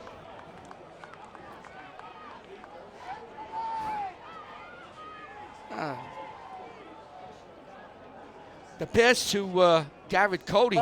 Oh, that was great. A lot Great of catch. And there was a couple of personal fouls there, John. Yeah, you got to clean up the penalties because there's 30 yards of penalties. So a long pass and a couple of penalties. Kick is up. Well, we got a tie ball game. It is good. So with 7 minutes, 47 seconds to go in the half, we are all tied at St. Joe's 10, Bergen Catholic 10. Let's take a look at that play. There's Great blocking inside. Both number 77 and 56, it looks like. Both of those individuals open up a big hole. You and I could have gotten through that as number 6, Johnson, went through. Let's go to those two young men. 56 is Frank Zito. Frank Zito is 56. One of the two at 55, we're fine. And a touchdown for number 6 that time. We were trying to pick up the other blocker in that sequence. So tie score. How many people think are here today, John? 4,000? I think there's over 4,000 people here. I would say so. Well, we had that quick touchdown. You are watching WCTV, the all-volunteer access group from the Township of Washington. What blocking on that play, Larry? That was great inside blocking.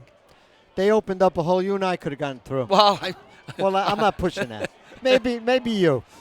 Maybe. No, I'm I don't older think than me. you are. I do got a better shot. Gavin Sharkey takes it and brings it up. To the 25? Yeah, it'll be 1st and 10 for St. Joe's. So 10 to 10. All even. Did we expect this game? Yes. Sharkey on the return. Oh, yeah. 25-yard line of St. Joe's. 1st and 10 Green Knights.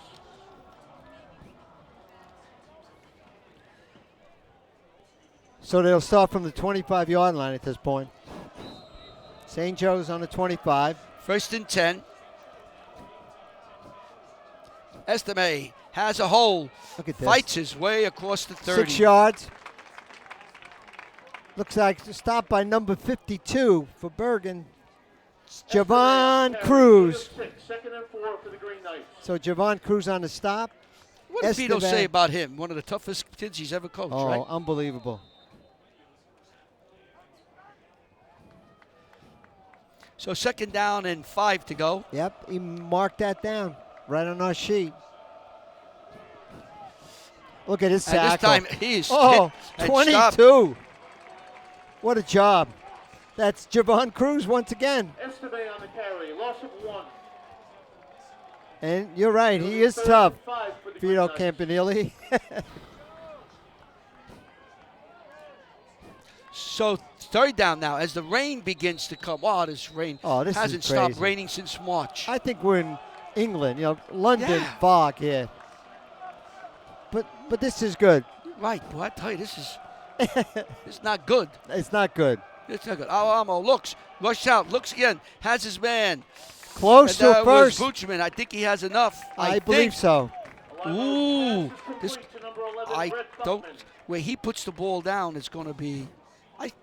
I'm going to say it was a 1st down. I say it was a 1st down. I think he's got the line, the 35-yard line, and that's Brett Buckman, double B. Yeah. They're putting. Wait. Ooh, no. Buckman. Ooh, no, they're giving him 1st down. They're going to mark it a 1st down. I told you he went to the 35. Oh, so look at this. Big 3rd down conversion. Sharkey in motion. Hand to Sharkey around the right side. Gets outside. Oh, he stopped. What a play out there, John. Oh, he was running down the sidelines. What a job by that young man. Looks like number 7 for Bergen. McGovern. Wow. From the McGovern family. Devin Sharkey on the carry. Dropped after a loss of 2 yards. You know, I was 7-8 watching Vito St. Campanile Joe's. on the spot. He felt that wasn't enough for a first down. And he was like dancing over there. That was a big But, play but, out he, but there. he's nice, Mr. Referee. I don't think that was a first down. Cialo's in motion. Fake Alamo inside. looking, wants to set up a screen. Throws outside. He has his man. Breaks one tackle. Oh, breaks guess another who that tackle. is? And they're going to. He's going to get a And penalty it's there. going to be a horse collar. That was 15, Larry. Estime. You saw the. Estime. You saw the. They'll be screen singing. set up nicely. They're going to add a few more yards because he was. They're going to be starting a song called Estime. Estime no, that- mucho. That's destiny. Estime. Oh, okay. Estime. Bésame mucho. Don't listen to Ida. She'll have you singing up here. I love that song. Bésame mucho. Estime. I bet you could sing with me on that song. Not me. No, Estime. Vite. Look at it. Bésame mucho. Look at that. We had a little duet over here, Larry. But only they hear one. You. All right. So we're at the 26-yard line. Back First to and 10 reality. After that horse collar. Cialo's in motion. Fake. Alamo keeps and falls forward. Gain of about 4 yards. Second down and 6. Michael Alimo on the carry. Gain of about 4 yards. Second and 6 for the Did you hear Green little Knights. bird said? WCTV 15-yard penalty for singing. We knew the song, though. Second down and 6 yards to go. Pitch out. That's number 7. That's Epps. And Epps is very Andre quick. Epps on the carry. You know, they have Epps who's got speed. They have Estime who's got speed They and got power. a lot of speed. They got Teray Powell. They have 4 outstanding Out running of backs. bounds at the 21-yard line of Bergen Catholic. And it's so important to give them all some reps so So you third keep down them all now. fresh. Ball is on the It'll be third and a 21-yard long line. 4.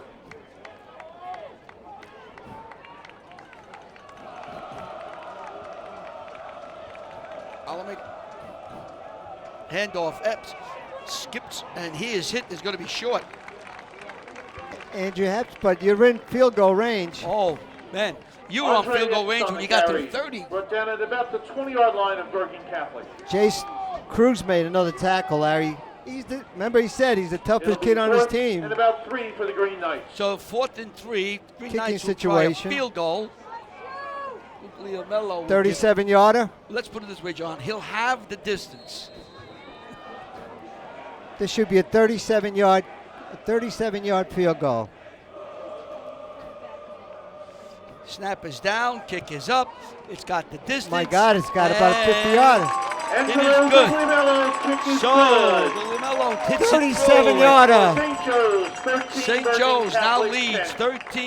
13-10 over Bergen Catholic with 4 minutes, 56 Once seconds to again, go fans, in the today's half. contest between Bergen Catholic and St. Joe's has been designated as a featured game in the nationwide 2018 Great American Rivalry Series. That would have been good for about 50 We wish yards, to Larry. thank Easy. the United States Easy. Marines and Green Box for selecting this game as part of You know this what? exciting series. So he's may- kicked we a may see him 27 kick a and 50 on field 37. goal. Round today. for the Great American Rivalry Series Most Valuable Player Award and Championship Trophy presentation immediately following the conclusion of today's game.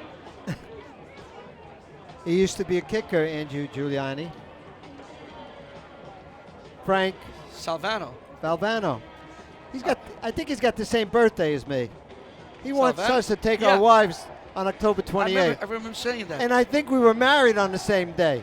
No, I don't think so. I think so. Okay. And we went to the same school now. Frank Valvano. All right. Justin Moran back to receive for Bergen Guglielmello Catholic. will, Guglielmello to kick off for St. Joe's. He will kick. In the end zone. Kick is Look going at this back one. and into the end zone. My goodness. Morant lets it go. And Bergen Catholic will take Kickoff over. results They in have a 4 touchback. minutes and First and 56 10 seconds to Crusaders work on with the here 20-yard line. in the Jimmy first half. Abitabala's dad. just Yeah, threw the ball in. I that's think Jimmy he wanted to Abitable. keep the ball. Mike Quick, Jimmy he wanted- Abitable. Jimmy Abitable's father to his left. Yep. He's got the umbrella. He's ready to go underneath. That's Pat Rice with the umbrella. He's a little worse, right? Look at he's putting an umbrella up. Come on. It's not right. He's the only umbrella up. Come on. How can you do that? I don't know. Pat's the only You're right. And he's got a sweatshirt on. Come on. A rice patty. Okay. Tobia comes way out to the right. Pearson Tobia. Fake. Ball is knocked. Almost intercepted. By number 12? It was knocked Number down 40. by number 18, Mack again. Mack knocked it down. Bowles' pass is knocked down by Elijah Mack. Elijah Mack knocked the ball down. 2nd and 10 Crusaders. So they filled up, they put everybody on the right side, they threw back to the left. Here's Vito Campanelli trying to dig up a couple of plays here. Well, you know he will. Oh, absolutely. From the 20-yard line. Let's see, we have a stoppage of play here. I don't know. If you want to pick up Vito Campanelli, he's on the 25-yard line. Ball's back. He's rushed. A lot of room. Throws downfield. Oh, this could go. Oh, he had Johnson open. Bowles' pass is overthrown. Johnson was open. He catches that ball. It's I'll see you. Touchdown. He had about 4 or 5 yards on It'll that be play. 3rd and 10 for the Crusaders. He was out there. Strong arm by the quarterback. Bowl. Just a wee bit strong. Absolutely. I think he's only a junior, right? He is a junior, Andrew Bolt. Andrew Bowl. Both these quarterbacks are juniors. We have this pillar here we got to knock down. I'm going to come here with a hacksaw. 3rd and 10. Guest is out in the slot to the right. Empty backfield. Blitz on the outside. Bold rolls to his Lot of right. room. Looks. Throws downfield to Tobia. Oh. Tobia has it, and it's going to be interference. He catches it. All right, but if the penalty, Pass is complete to number 1 Pearson. now they're not going to accept the penalty, Flag on the obviously, play. because if not, they go back to the line and get a 15-yard penalty. Let's see. So Tobia catches one. What a throw and what a catch. Glue hand. See, sometimes you hold them on something like that, so you get a penalty. It's only 15 yards. Well, like you in say, high John, it's a school. 15-yard penalty. Sometimes they, 1st and 10 Crusaders. so now it's a The 1st St. and 10 Joe's for the 35-yard Crusaders. line. Plenty of time, 4:37 to go. Johnson, fake to Johnson, and Bowles is dropped. Oh, look at this. Sharkey from the outside comes blitzing in. What a sack at a moment in time. Bowl is sacked by number 6, Frankie Well, watch Monte. Bowl right now on that pass, on the fly pattern, and he throws the ball down. Loss of 7, What a Barcelona catch at the by number- 42-yard looks like line, number St. 1 Joe's, 2nd and 17 with the for catch. Bergen Catholic. And that's Tobia. What a great throw. And then, you know, what you have to do, you got to try to get the penalty, but you can't catch the ball because then you can refuse the penalty.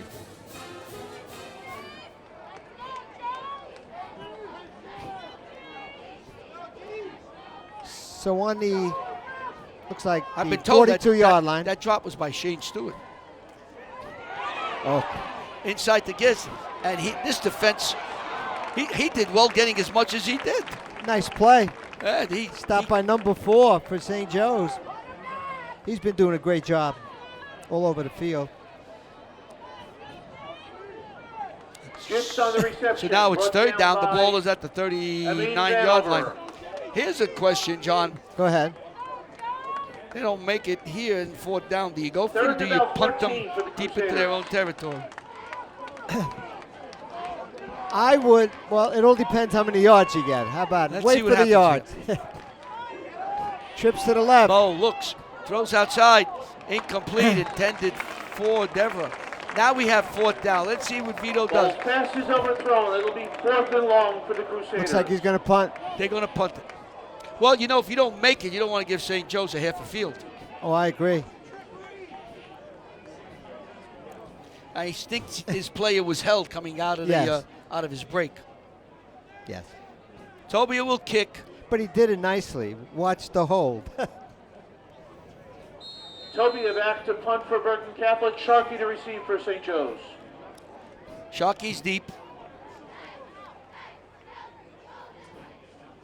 Looking for a penalty. High end over end. Sharkey let the ball bounce. And it will roll and die at the 7, The ball 8 is yard down line. at the 7-yard line, where St. Joe's takes over. 1st and 10. We have 2 minutes and 49 seconds Students, to go. remember, Been a great the one. school that does the most chin-ups determines 13 today's to winner, 10 so be in sure to favor get of to the St. chin-up Joe's challenge with for your 2:49 school. to go. We'll be announcing the winning school between the 3rd and the 4th quarter. Hey, Look at this. bicycling. You know, before the game, I watched a couple of young children, boys, I guess, that one young man did about, I bet you, 10, 12 laps around the quarter-mile track here. Oh, yeah. I don't think I could have done that at their age, but they're going to be future athletes in the field of track. Alamo. Maybe a yard. Looks like 72 and 55 on the stop for Bergen. Yeah, Marquise Morris is Alive on the 72. carry, brought down by number 72, Mark 72. Morris. Marquise Morris. And now you don't want to have any penalties. You want to run the clock Gain of down. about 1. You don't want to 2nd and kick 9 from for the in Green here, Knights. even though they have one of the best kickers in the state on St. Joe's. The quarterback, Michael Alamo. Alama is calling signals. Estime has. Hits the right side. A wall. A scrum. We're at the 2-minute mark now. 3rd down, and let's see if Vito Estime calls on the timeout. carry. Does it? I had Marcus Morris and his friends on the 10-yard line. tackle. 3rd and 7 for the It's Green number Knights. 3rd 72. down and 7.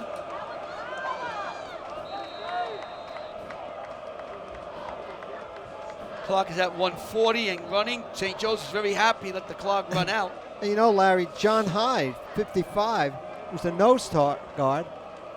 He also plays the line. Well, he isn't. I guess he's a nose guard right there. So 3rd and 7. Alamo calling signals. Back, rushed out. Has room now, throws. Has his man. What a catch. And that's Sharkey for a 1st down as he runs out of bounds. 1 Alive minute on and pass 20 seconds to complete go. number 5, Gavin Sharkey. So that's For a big St. play. Joe's 1st down at the SJR Excellent play. 21-yard line. Alamo was able to get outside the would-be rush. And Find he hit number Sharkey. 5. Hits him, and he ran it up for a 1st down. So on the 21-yard line. And 1:20 to go. There's plenty of time. Oh, it's an eternity. Timeouts forever. Alamo looks, and he's Oh. dropped. Number 44 for Bergen Catholic, Michael Jeremiah Alamo is Grant brought down by on number the 34, sack. Jeremiah Boy, Grant. we called his name a number of times. Oh. Number 44. Cross Let's back see to what the size he 13-yard is. line of SJR. Huh? Inside 1 minute to go. I'm just checking his size, Larry. Well, let's see now. It's going to be 2nd down and Six- close to 20 yards to go. 6'1", 235 for that young man with great speed and mobility. Estime. He can, still Look on at his this. feet. How did he Oh! break? He's got to go! This is Powell going.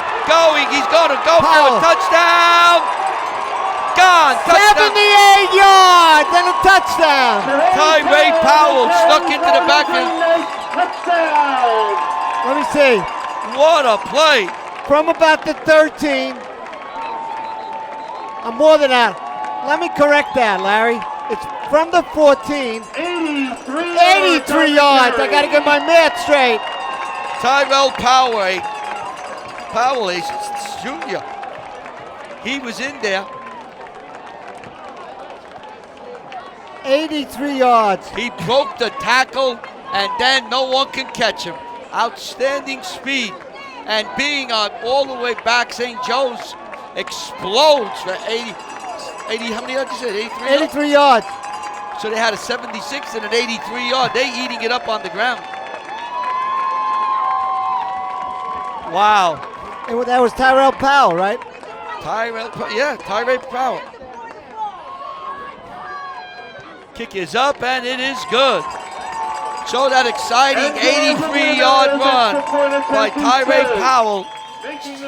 Let's watch this run, John. Watch the situation as the quarterback, number 3, fakes inside.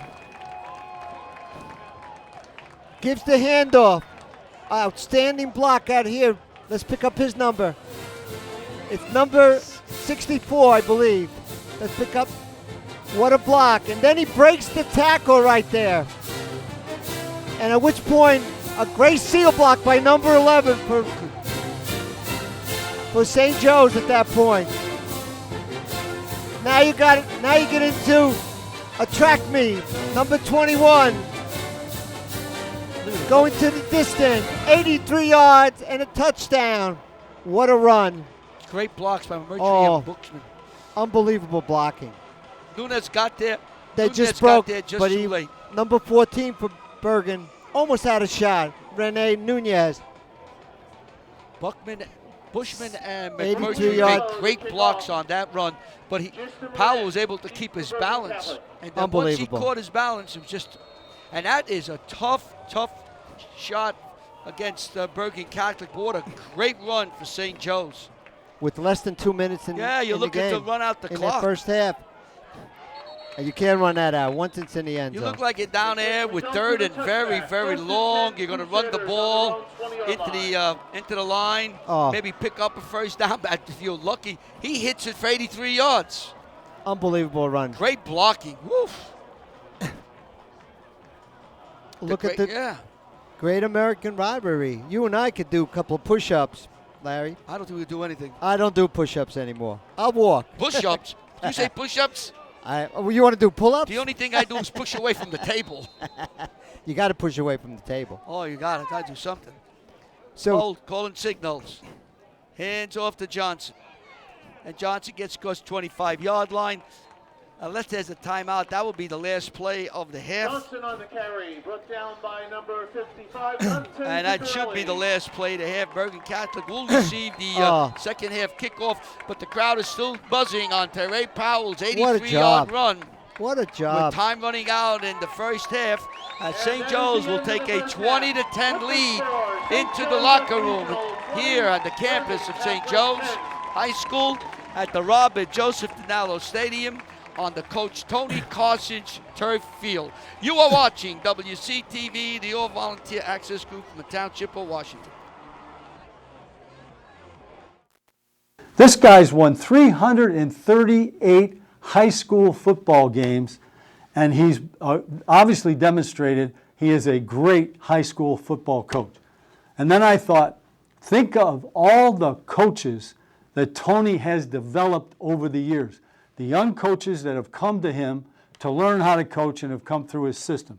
Think of all the student athletes whose lives have been influenced by Tony Karcich, his focus, his concentration, his intensity, his determination, and his ability to teach what is right both on and off the field. And then I thought, what about all the high school football officials that Tony has taught to put earplugs in their ears so to prevent them from hearing him as he's screaming and yelling, running up and down the sideline. So I say to Tony and Linda, health and happiness in retirement. From Bergen Catholic High School, the recipient is Eric Lane. Eric made a big splash as he entered the rivalry his senior year during the 1991 state final and carried 13 times for 136 yards, scoring the game-sealing touchdown with a deep run in the fourth quarter. He went on to play running back at Tennessee with football royalty Peyton Manning. After a professional stint with the New York Giants, Eric returned to Tennessee and obtained his JD MBA degrees. He entered Bergen Catholic's Hall of Fame in 2010. Presenting the award is Marine Sergeant Sanders. Congratulations, Matt.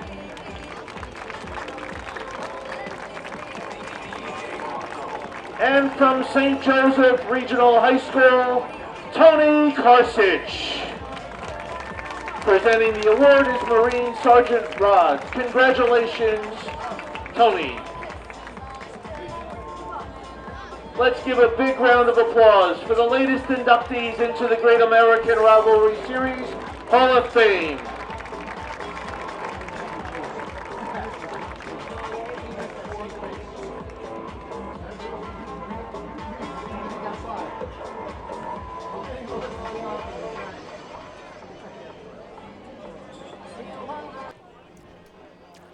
Well, we're back here at halftime. It's over. Starting the third quarter. St. Joe's leads Bergen Catholic 20-10. A great 83-yard run By by Tyrell Tyrell Powell. Broke the game in the second quarter. It was open. St. Joe's was trying to maybe just run out the clock, but Powell hit the left side. Kickoff results in the touchback. Balance, had some great blocks 20-yard line. by Butchman and Murtry, and went 83 yards. We can give all the stats for the first half, Larry. Sure, go ahead. It started off by a field goal by Bergen Catholic. Carney, 25-yard, made it 3-0. Then Guglielmello came back, kicked the field goal of his own for 27-yard, 3-3. Then St. Joe's, a run by Shane Stewart, 6-yard run, made it 10-3. Then Johnson scored 7-yard, made it 10-10. Then Guglielmello, another field goal, made it 13-10. And, of course, you had the scintillating run for Tyrell Powell, 83 yards and a touchdown. The score now is 20-10, starting in the third quarter. Tobia gets the pass from Bowell, and it was quickly tackled. And that's the scoring in the first half. But I tell you, John, that Tyrell Powell run was really Oh, shocking. my God. Second and 9 for You know, Bergen that was Catholic. total dedication to be able to go to distance. Tobia comes out to the right.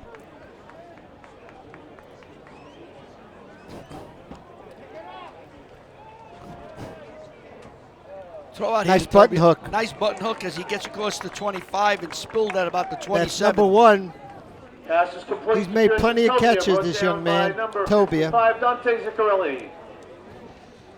So a third down for Bergen Catholic. I think Bergen Catholic's got to settle everything Gain of down. about 6. It'll be We had third a I long, agree. we had a and a long short halftime. for Maybe that Bergen could help Bergen Catholic.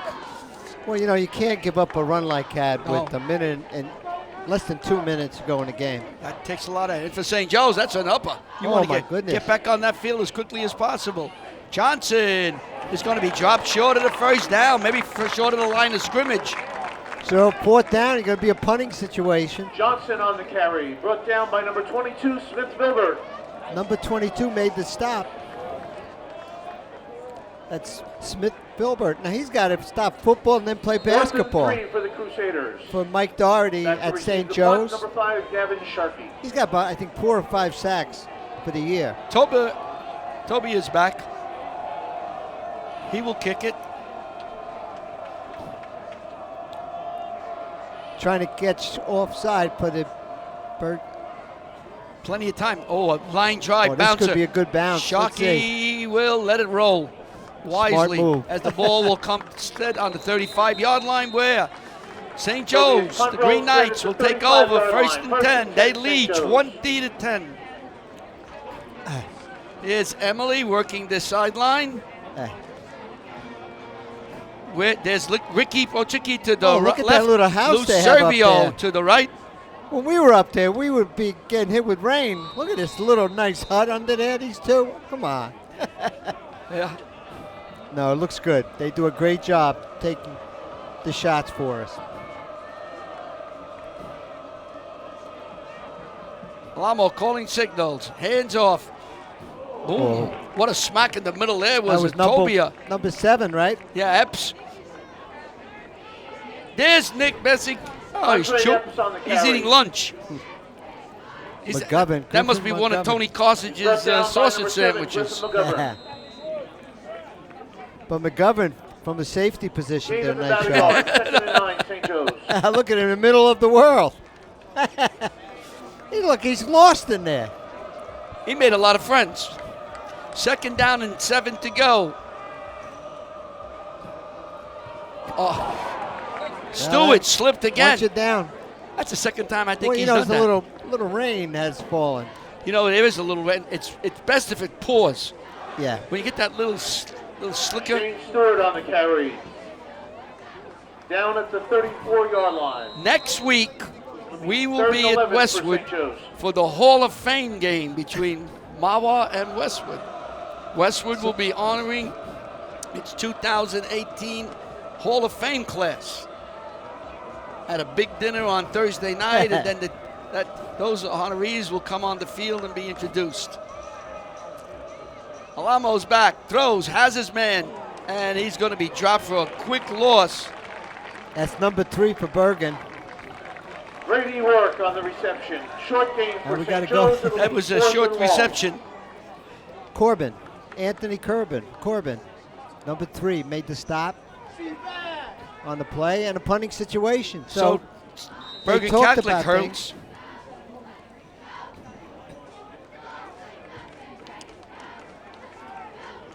So here comes your Looks like punt. Nunez is back there. Is this number 3 punting or, yep, the quarterback. Lord, Look at that what punt. a kick.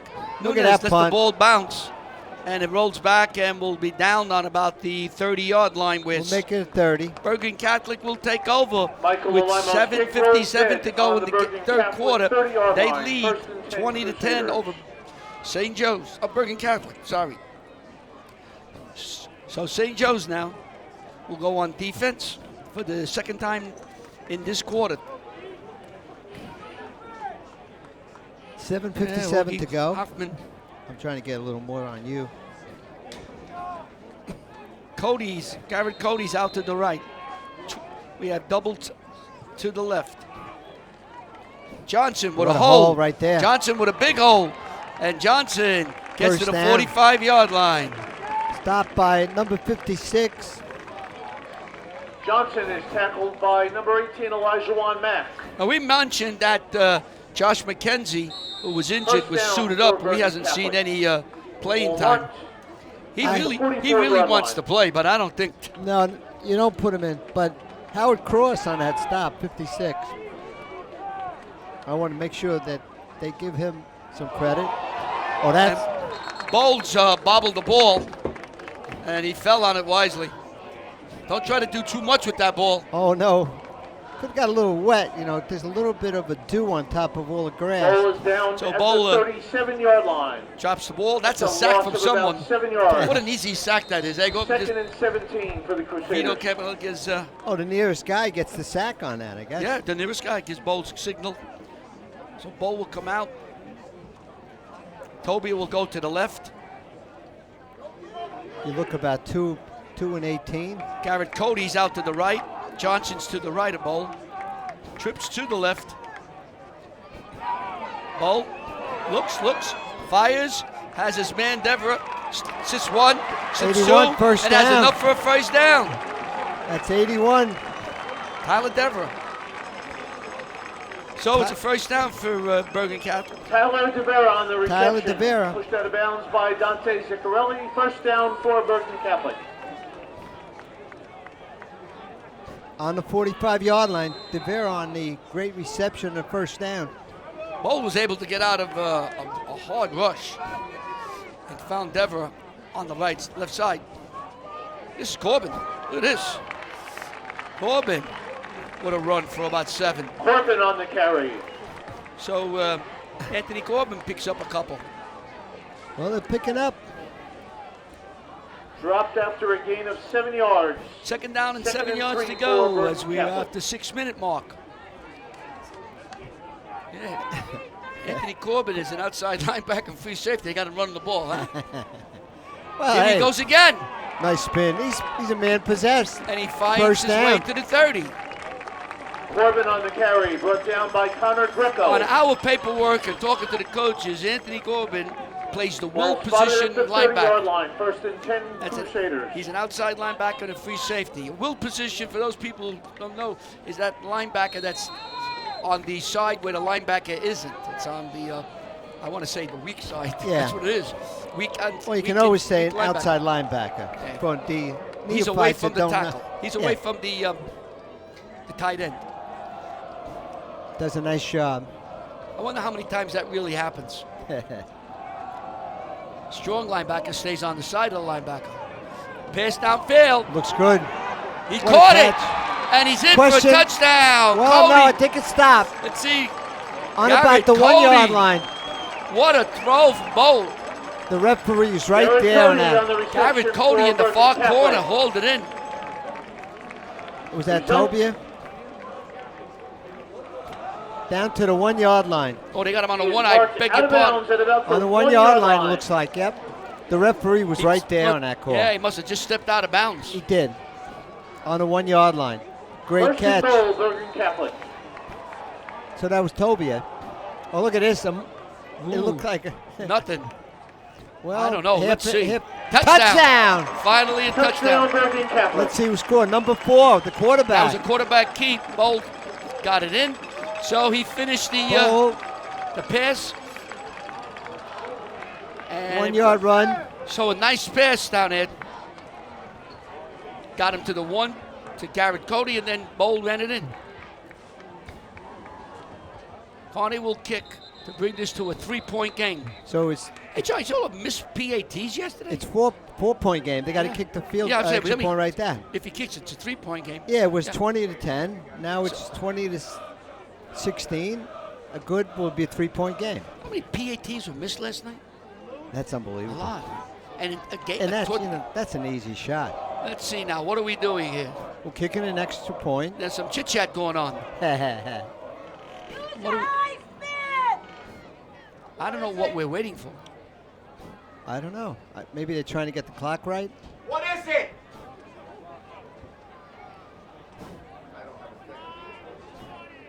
You don't hear what he said. They got to get the clock ready. We have 5:19. Let's see if there's a change in the clock. Yes, there is. 5:40. So 21 seconds rolled off after the play. And they Michael corrected Carney the to time. attempt the Okay, extra point. they changed the clock to 5:20. Yeah, it's 5:40. They put 21 5:40. seconds. They put 21 seconds on.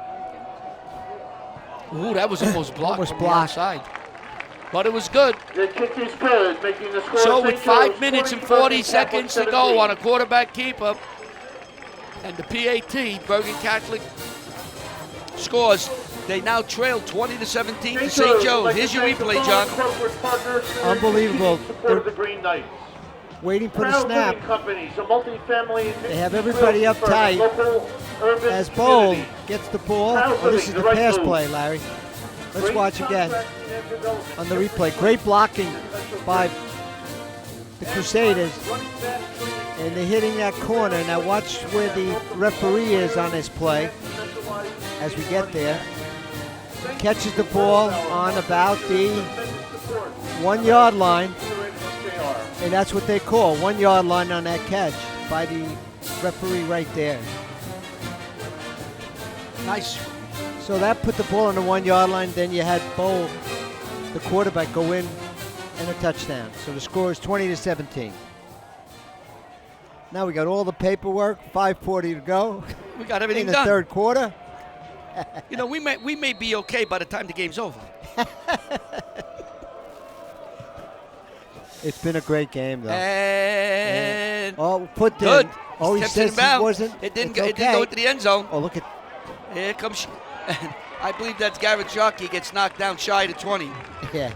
So Gavin Sharkey gets to about the 20. We see where Devin this. Sharkey on the So return. with Number 5:32 five. in the third quarter, Great shot that Look then at these shots by by Emily, our you camera know these shots person. on the ground are really nice. Beautiful shot. Look at them. Nice. And Paul I feel I'm right there. I'm Said ready it- to go in, Paul Coach. Can I said- go in? Zataki is pushing everybody away. Well, we have a good job for her. Crowd control. Crowd control. John, I heard when I was upstairs during halftime talking to some of the people, they're estimating over 4,000 people here. This has got to be a record at St. Joe's. I don't know. Boy, they used to pack them in here. I wonder what the record is. Here's Estimate. Estimate hits Couple the of line, years, maybe a couple yard. yard. Let's give him 2. They spotting it on the 21. You know what? We haven't Estimate mentioned. on the carry. We haven't mentioned Gain of about 92. 2 yards. 2nd and 8, St. Joe's. I got to get some of these new. Over 72 on the stop. Marquise Morris, he had a game and a half. He's got close to double digit on tackles.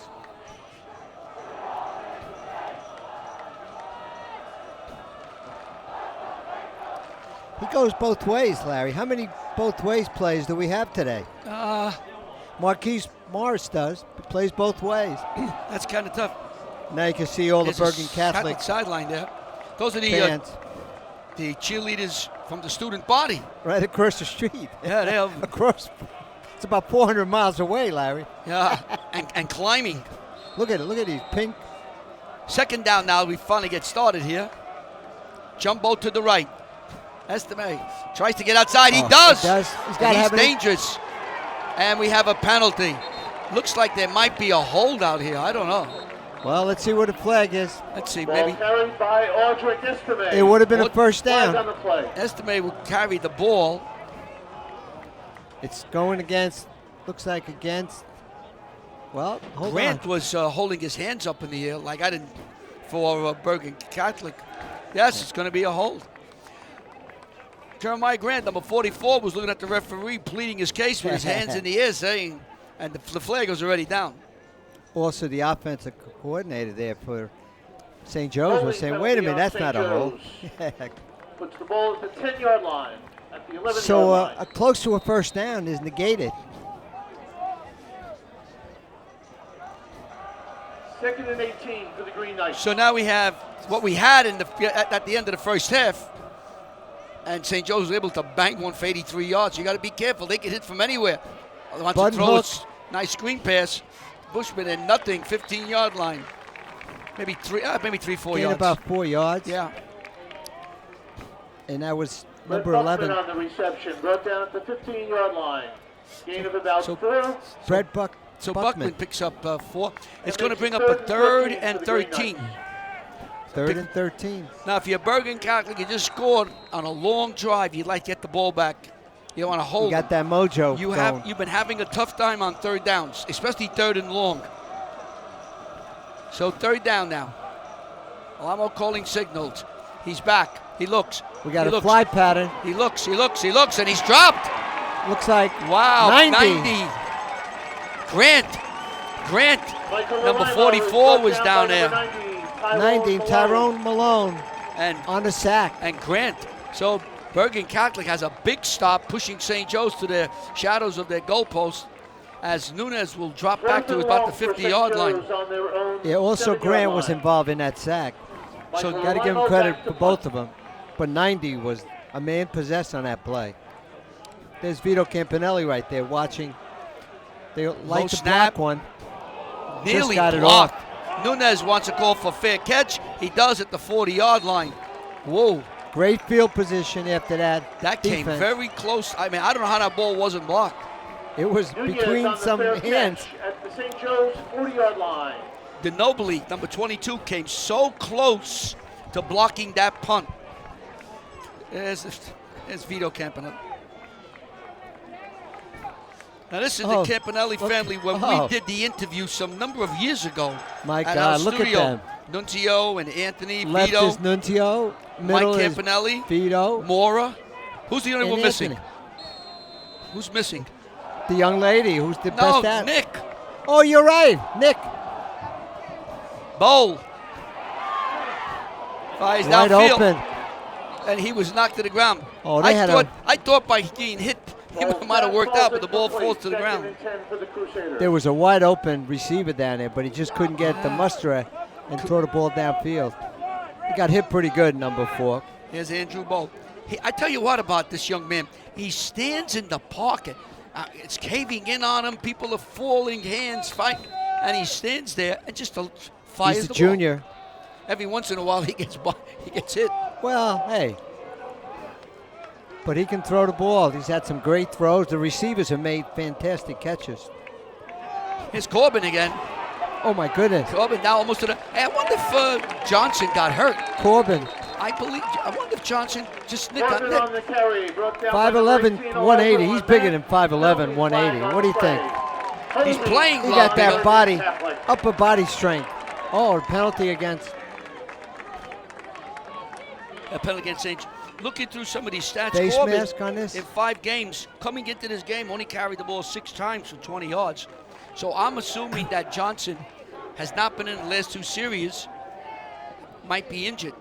There was a face mask, I think, penalty. Yep. Okay, face mask. Holding. Holding? I didn't catch it. I was looking down. And that brought back that play. Second down, Bergen Catholic's got to get to the 20. They got a 25-yarder to make up. Incomplete. Number 4 knocked it away. The pass falls incomplete. Greco. But you know, Was Larry, that was perfect pass to him, to Greco. Connor Greco, a safety, 6'3", 185.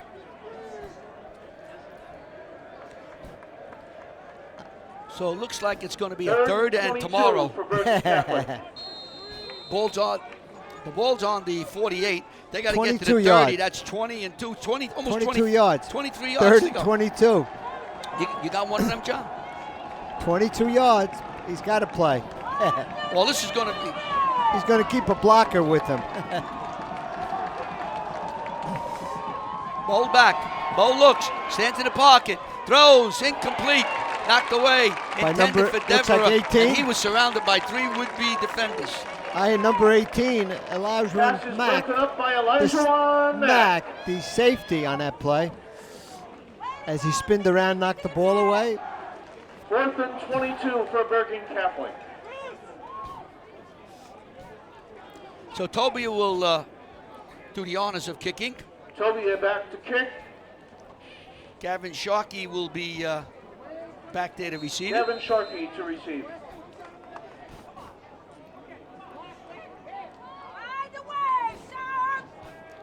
Tobia comes forward.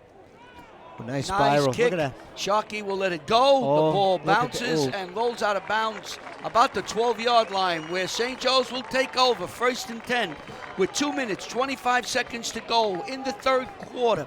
They lead Bergen Catholic 20-17.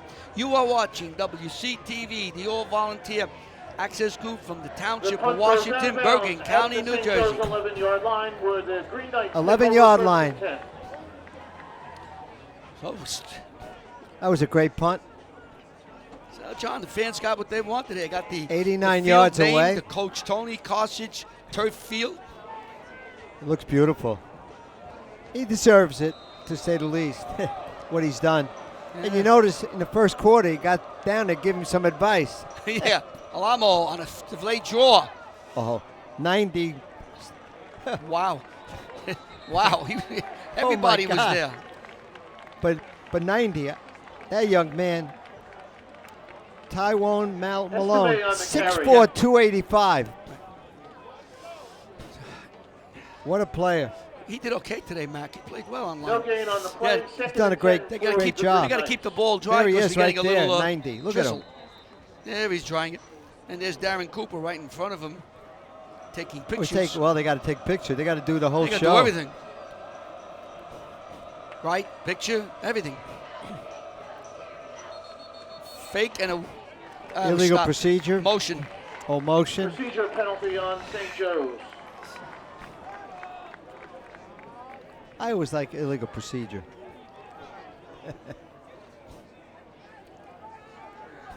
Or motion, which is the correct. I like both calls. You got to alternate that. You know, this way you get the different. You got to have some idealistic moves. A in there, you know. lot of penalties here. Originality. A lot of motion penalties. we've had. Yeah. Not too many holding penalties, considering all the passing they're doing. Chalky comes out to the left.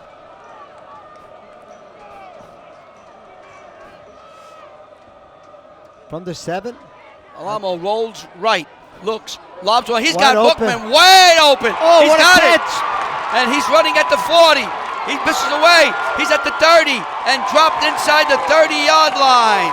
That was number 11. Brett Buckman. So Buckman So gets from the 7 to First down. St. to Joe's the hits 29. another big play. 43 and 26 is 67. It's on a 29, so that's 21 yards. That's That pass went for that's down to the 70 yards. 29 70 yard line. yards. All right.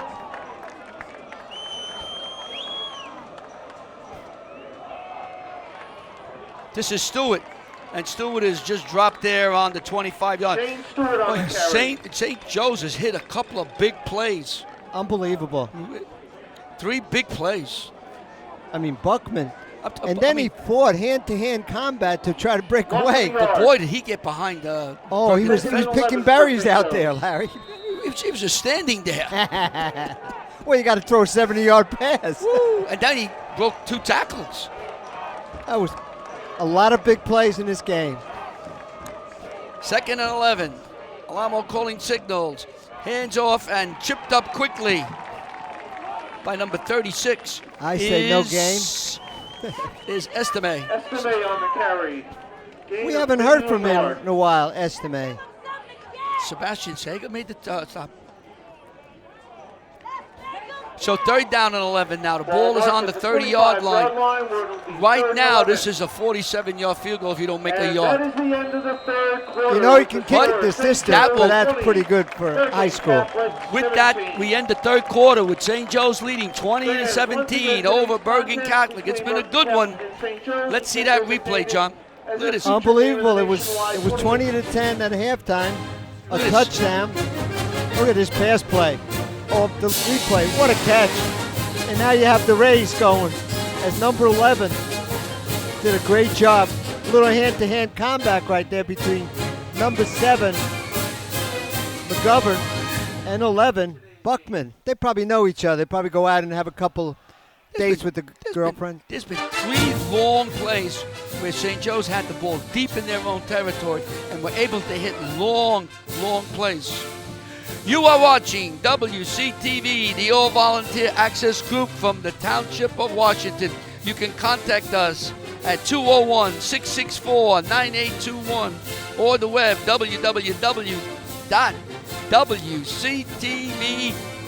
www.wctv.us. All our games are on our website. You can go back a couple of years if you want to watch some games. Games It's a this year great way that we've to done. spend your time. You could be away in Europe someplace. You please. can't sleep. You put the game on. We had watch it. We had people in Russia watching this game. There's your coach, Today we had Tony the Karcich. field name, the Coach Tony Karcich Field. That's amazing. Very emotional. I wonder moment. if he'll have the avenue where he can go into the offense and defense to give his advice when he comes up, since it's his field. This is a big 3rd down play for both teams. Alamo looks, throws, intercepted. Whoa, it's intercepted. It's Number Corbin. 3. Corbin has it, and he's dropped at the 35-yard line, and a penalty comes in. Corbin, what a game he's played for Bergen. He's run the ball. They're gonna call a hit in the back by Bergen Catholic, so they'll back him up a little bit. But that was an interception, and we'll see where they're gonna send it. They're gonna put the ball back. So St. Joe's was moving the ball, and Corbin We're steps getting that in, mojo going. and the rain picks up. So the It's ball been now great, is going to though. be placed on the 25-yard line. I believe it'll be 1st and 10. The winning number is 5, 6, 8, 3, 1, 2. Once again, that's 5, 6, 8, 3, 1, 2. So the ball is on the 25-yard line Check to pick up your prize. for Bergen. Bo calling signal. Cody's out to the left. Bo looks. He wants to throw deep. He throws downfield for Cody. He's got him. He's got him at the 40 and to the 36-yard line. Garrett Cody. Right on the money. Pass is complete to number 8, Garrett Cody. So Garrett Cody was able to get into the backfield, but Bo delivered a perfect pass to him, John. That was unbelievable. That was 25, The St. Joe's 37-yard line. about 38 yards on that pass play. We'll accept that. Great throw. He was wide open in the middle. Corbin. Maybe back to the line of scrimmage.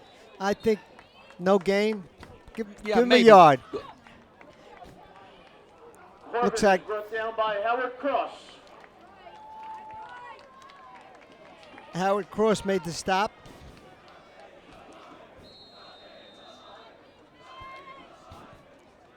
Kevin Jaffe with the top. Gain of about 1. 2nd and 9. He helped for on the Bergen stop. Catholic. Second down and 11. 9. Bolt calling signal. He's back. He steps up. Still looks. Fires for Receivers Tyler have been DeVere. getting very much open. He had him in the middle there.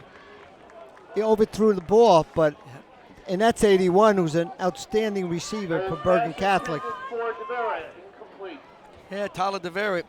6'4", and he 39 just for over Bergen his head. Catholic.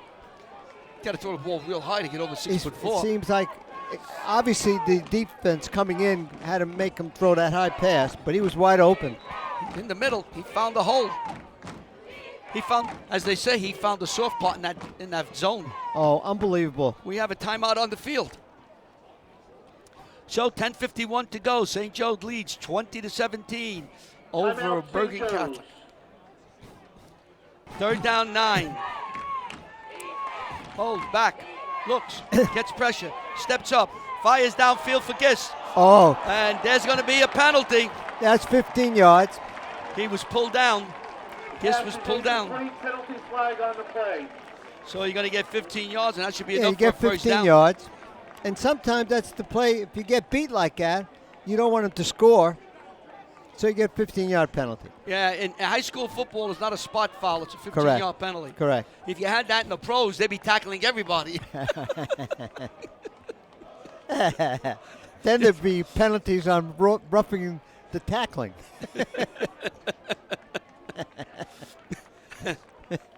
15-yard pass interference penalty results in a 1st and 10 for the Crusaders. So the ball's on the 21-yard line. 21-yard line.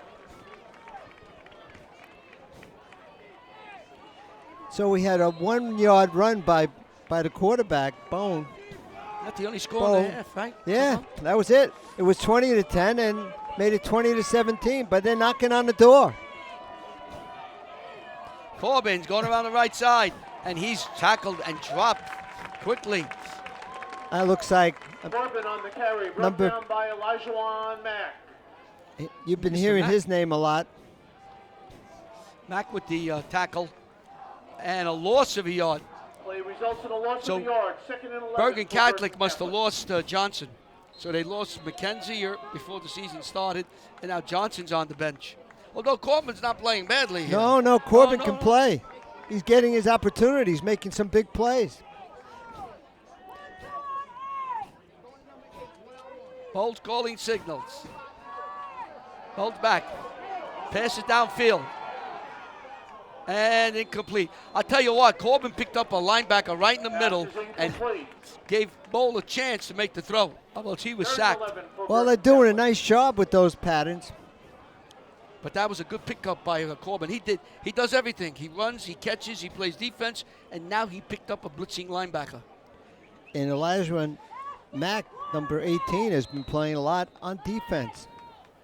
Does a great job playing defense.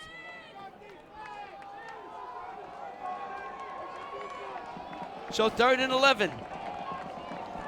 Bolt calling signals. Time becomes a factor as we just inside 10 minutes.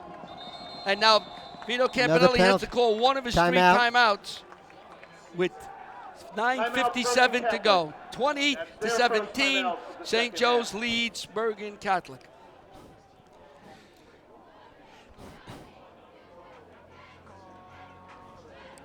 No. See if you're. Vito's got to come up with some kind of a play here, John. Yeah, let me put you up a little bit more. That's loud. I'm not hearing you through mine. Use yours. Yeah, no. Yeah, we're doing some manual work here. Oh, on here our it is. microphone. That's it. You got it, right? Now you got it, yeah. There you see. There you go. Good thing. Yeah. I wasn't getting anything. I had to get my ears. I had to go to an earache. Earache.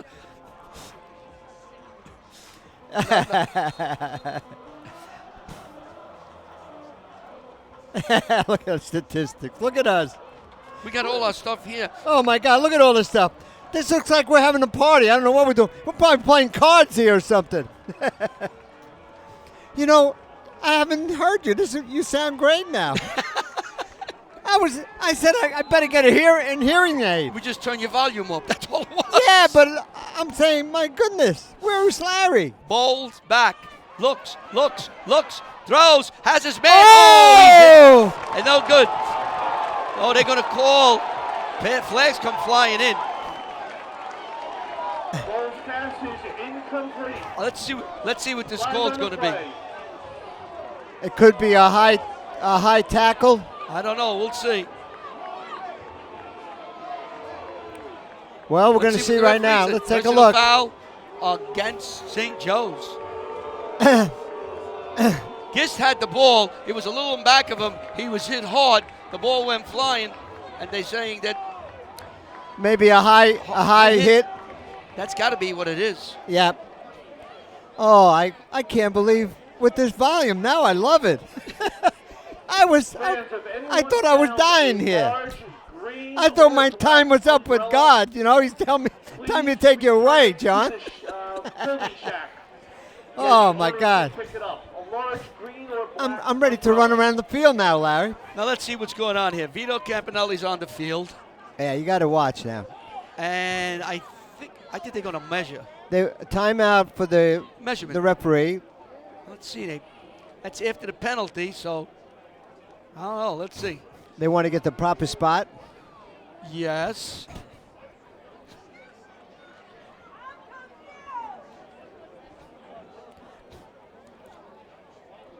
They want a seat. And it is short. Short. By the length of a football. All right. We here were blocked getting that shot. There's about 4,000 or 5,000 people here, and a lot of our shots are blocked. These people just move away. Poor Nick couldn't get that shot. He tried everything except set a periscope up. Results in a 3rd and 1 for Bergen Catholic. So it's going to be a 3rd and 1, I believe. 3rd and short, very short. Now look at this. We got Sam. Where is Nick? I don't even see. Oh, yeah. There he is. I just saw a hand. This is Wildcat. Should be a first down. Yeah, he didn't need much, and he didn't get much, though. Oh, Corbin on a Wildcat. I tell you, Corbin is right now the man that they're going to. Corbin carries a senior, 5'11", 180. So it's a first down for Bergen Catholic. The ball is now on the 10-yard line. On the 10. So it's first and goal. The ball is just on the 10, so you can't make a first down. Yeah, they dropped down. They dropped the markers down. There goes Corbin, and he's running the Wildcat. Touchdown. And he goes in for the touchdown. He breaks the tackle. Corbin carries for Bergen Catholic touchdown. Anthony Corbin, who came in the 3rd quarter, middle of the 3rd quarter to run. All right. Runs it in from the 10-yard line, and Bergen Catholic takes a lead, 23-20. And the extra point coming. That was, I'll tell you, what acceleration by Corbin that time going through. 10 yards. I gave him 10 yards on that touchdown.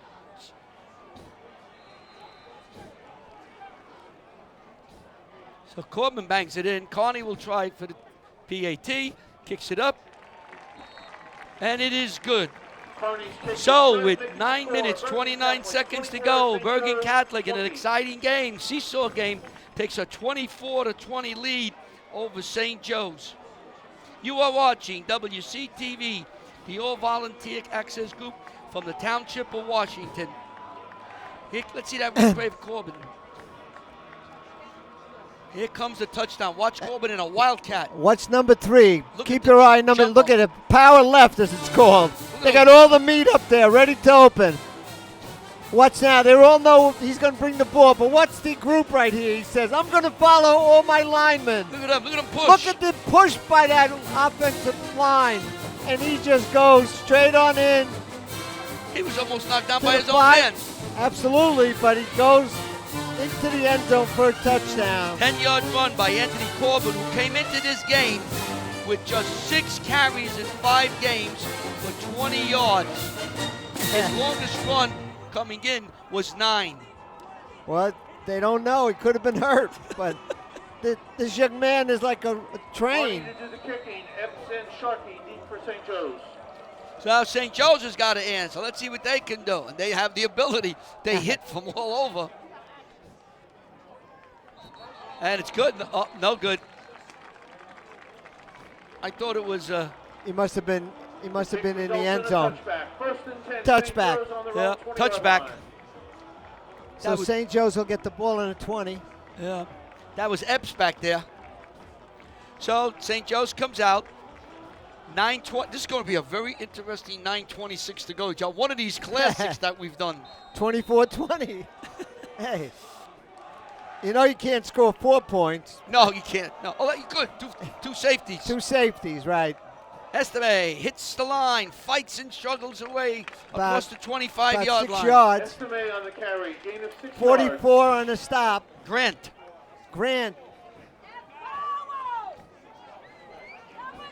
Check that. What a football Terrain game, Powell Larry. on the carry. Yeah, Gain of 6, it's- 2nd and 4 for St. It's Joe's. building, John. It's building. You could see it. The intensity is starting to build. 2nd down and 6 yards to go. Alamo calling signals. Again, he hands off. Gain another 2 yards. Let's see who that is. I don't know if Terrain Powell carries for a gain of about 2. that was Powell who Was hit it that 32 83-yard for the Green touchdown run. Knights. So it's going to bring up a 3rd down and 2 yards to go. So Powell was a couple of yards. They need 3rd and 2, a big play with 8:26 to go. They need a 1st down to keep this mojo going. Sure do.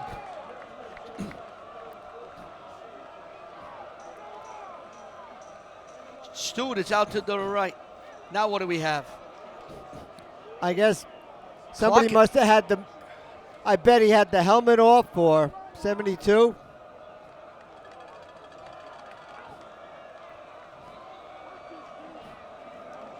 So Morris goes out. 72. Wait, there's a stoppage here. They're talking. Let's send everything up.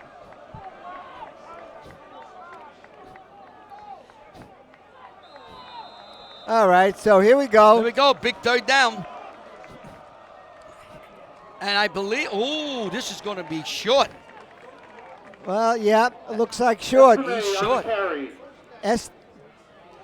Estime was short. Estime was short. Let's see. Ooh, he's short by a little bit. Ball is marked short of the 30-yard line. This is 3rd down now. This is 4th down and It'll be about a 1st half a yard. and 1 for St. Joe's. Now this is a big call for Augie. Yeah, they got to cross the line. Augie says go. Why not? There's no tomorrow. 7:32 to go. I figure if you can't get a half a yard, That's right. so but if Bergen can hold them, big play. Alamo hits. Let's see, he's got it. I believe It was second effort, though, Larry. It might have been the 3rd. Oh, yeah. And that was number 3. They went to the quarterback. I might have been his 3rd shot because the first attempt he was stopped. Yeah, Alamo made the 1st down. That's got to be a big 1st down for St. Joe's. Because when he snapped the ball, he hit the line. He didn't move. He lost a half a yard. Then he hit again, didn't make it. Then they went to the left, and I guess he 3rd just was fell a through. charm. 3rd time was a charm, I believe. Buckman out to the right.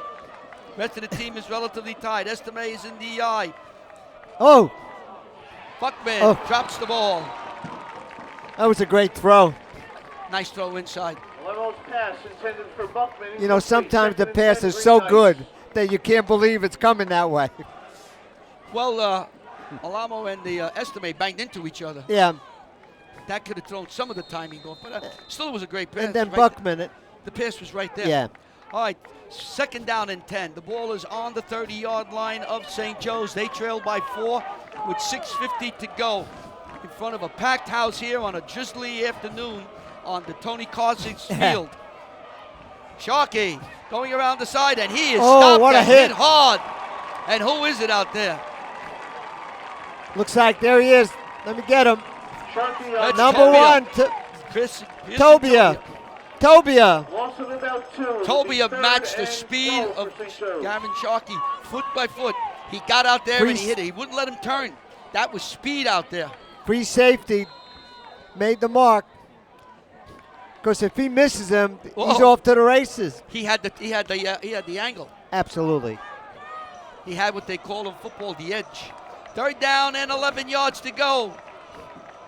Alamo calling signals. We're at the 6-minute mark. Alamo back. Steps up. Looks plenty of time. Fires. Has his man. First down. And First down by oh, it's just by a yard. less than a yard. Look at it. Pass is complete to Brett Buckman. For Buckman St. with the Joe's, reception. First down. So Buckman took the outside pattern and comes up with a touchdown. He knew just where to go. And Vito, the coach, was looking at it. He was trying to buy him the spot the other way. Yeah, Look at, he's still showing his. he's trying to tell the referee there was a half a yard short. Yeah. He's Alamo ready. calling signals. Alamo back. Has time. Looks. Throws. Overthrows his man. Intended for Alamo's Sharkey. pass intended.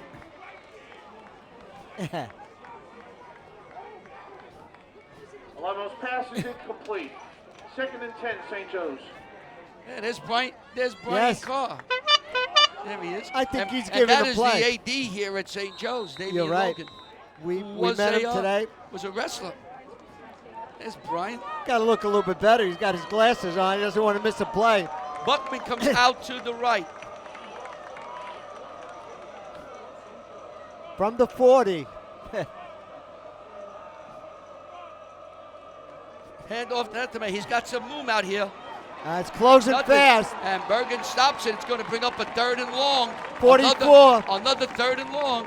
Escobar Grant. on the carry. No gain. Grant on the stop 3rd and 10, with his St. friends. Joe's. The General Grant. General Grant, you're right.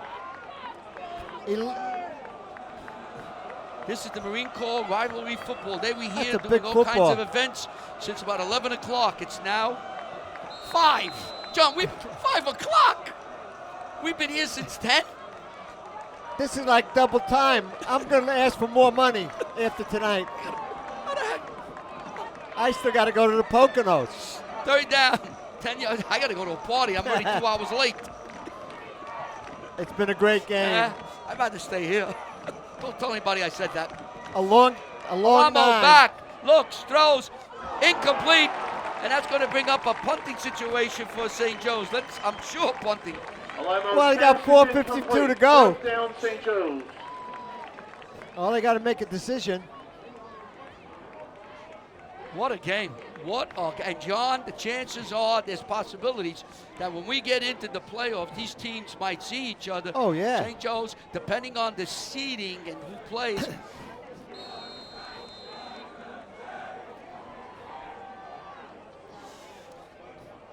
Snap comes back to Alamo. Kicks it. Ruiz has it. He stopped and called a fair catch, He had I a guess. fair catch. Well, he stopped him from getting inside the 10. So the ball's going to be spotted, if the referee's correct, on the 18-yard line, Alamo's where kick Bergen results in a Catholic fair will take catch over by Nunez with 4 on minutes the and Bergen 46 Catholic seconds to 18-yard go. line. They lead 1st and 10, 24 to 20. Crusaders. Both Fans, may I teams please have your 2 attention timeouts. for a very important announcement. Immediately after the game, spectators are not allowed onto the playing field. In the interest of good sportsmanship and safety for all, please allow the players from both teams an opportunity to congratulate each other for an outstanding game. The administrations of Bergen Catholic High School and St. Joseph Regional High School greatly appreciate your compliance Handoff. and cooperation This is Corbin, with this request. and he gets Thank you. across the 25-yard line. Close to a first down. I got a first down by about a half a yard. Corbin on the carry. So, I tell you, John, you got to be impressed with this kid, Corbin. Anthony Corbin. He came in. I don't know what happened to Johnson. We didn't get any word up here, but he had to be injured somehow. And Corbin has taken over. And Oh, my you know God. what? They haven't missed a beat. No, you tackle him, you know you're hitting somebody that's strong. Well, now the clock is running. 4:12, 4:11 to go. Bergen up by 4. So Campanelli is going to keep the ball on the ground. And that should be enough for a first down. Definitely a first down on 30. John, what do you say about the offensive line of Bergen Catholic? Pretty good, huh? They're very we good. We talked about St. Joe's, who did very well. First down, Bergen Catholic. Bergen Catholic did very well today, too. Ball is marked on the 30-yard line. 4:01 to go. 4-point favorite for Bergen Catholic with the ball. And Larry, you know you win with your offensive line. You need the men in the trenches to block. Without them, you have nothing. We've seen that so much over the last couple of years, where the offensive line determines what kind of a football team you have. Whoever wins the battle in the trenches wins the game. Corbin hits the right side. They're going to take Corbin to the promised land at this point, Larry. Just give him the ball. Bergen Catholic's going to need to have Howard a first Cross down. on the tackle. As we get to almost the 3:25 of the Gain game. of 2, 2nd and 8 for Bergen They Catholic. have to stop him right here to get the ball back. So then they have plenty of time. Look at them. These The are the Green St. Knights. Joe's. Yeah, Green Knights. Try. They're definitely, look at it, wet. That paint. St. Joe's got to stop him here. Look like a lot of ghosts there, you know? Got to stop him, a very little gain. Tight. Wildcat. Oh. Look at this. And Corbin jumps on it. Luckily, jumped on it. Whoa. Timeout, St. Joe's. And St. Joe's play. immediately calls a timeout with 2:43 to go. So they should get the ball in good possession. They should have the ball in good possession with plenty of time and one timeout left. And they need a touchdown. They need a touchdown. Field goal will not work here. Isn't it when we always come to a Bergen Joe's game, we get a game like this, come to the last second? Unbelievable game. All right, folks, sit back and buckle up. Here we go.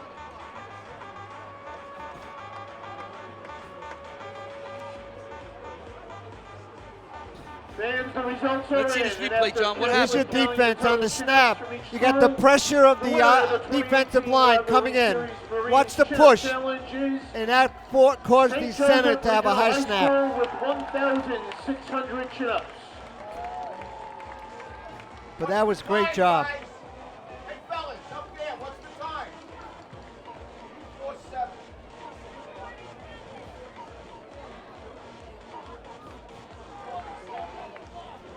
So 2:47 to go. They're going to correct the clock. All right, 2:47 time.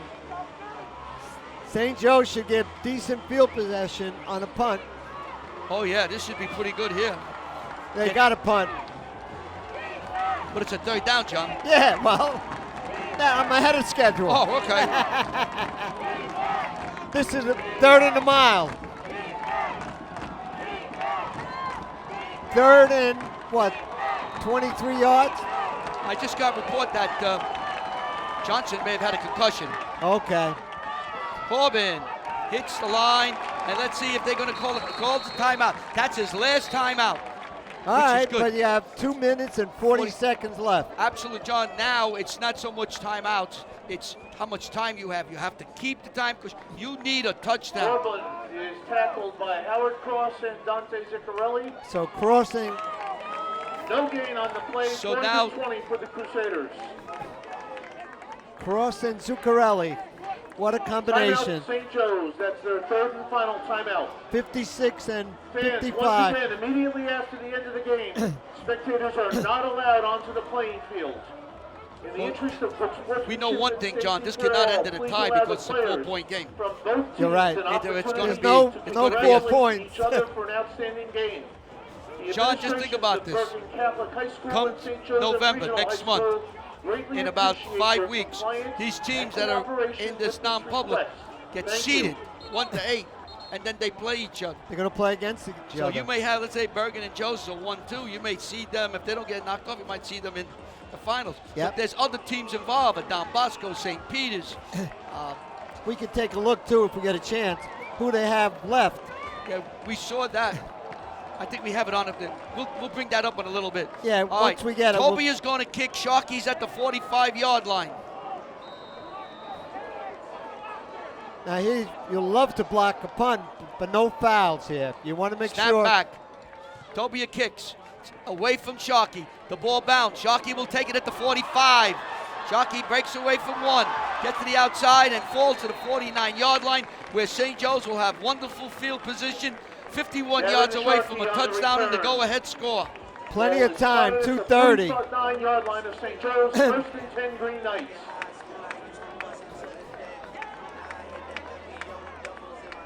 Greg Mature taking notes on the article he will write in tomorrow's record. In front of him, turquoise, that's Darren Cooper. And Brian Carr is tweeting. So here we go. 49-yard line for St. Joe's. First and 10. We have 2 minutes and 30 seconds. That's an eternity. Alamo calling signals. He's back. He looks. He has time. He throws. Sharkey. And the ball comes out. And they're going to call incomplete pass. Pass intended for Kevin Sharkey is incomplete. Second and 10. Second down, 10 yards to go. He took a hit then. And the checking, he's all right. It looks like he's fine. He's going back in. That was a short pass. Try to get the ball to Sharkey and do some damage. Sharkey, I've seen him get tremendous hits this year. Bounces right back. Saw him get He's a hit got up that strong body. in Wayne against the Paul. Absolutely, yep. Alamo back. Alamo looks. He's running for it. Fires. Incomplete. Out of bounds. Great at the job. 40-yard line. Third down. Third and 10, St. Joe's. Third down and 10. Larry, that was a good play by the quarterback throwing the ball away. If not, he would have been sacked. Still third and 10 coming up. 2:15 to go. The fans on the other side are going crazy. Over here, they're all watching. Watching patiently. They need 10 yards, and they're going to go here for. They're not Third going down to get the ball off. Third and 10. Sharkey to the right. Bushman to the left. Etame right next to Alamo. Signals there. Fake. He's back. He's looking for a screen. Screen. He's going to throw one. Incomplete. Intended for Etame. Well, John, for Bergen Catholic, if they stop him, game is theirs. That was unbelievable with Estime. Fourth. Now, St. Joe's is hit on third down plays and 15 and 20, and they've hit some plays of 83 and 76. So But this is it now. fourth and 10. This is 4th and 10. And the crowd's going crazy right now. The noise, the volume. Everybody's standing. The crowd here is on its feet. There we go. 4th down. No timeout left for St. Joe's. And a timeout, I think. Let's see. I don't know what's happening. I don't know.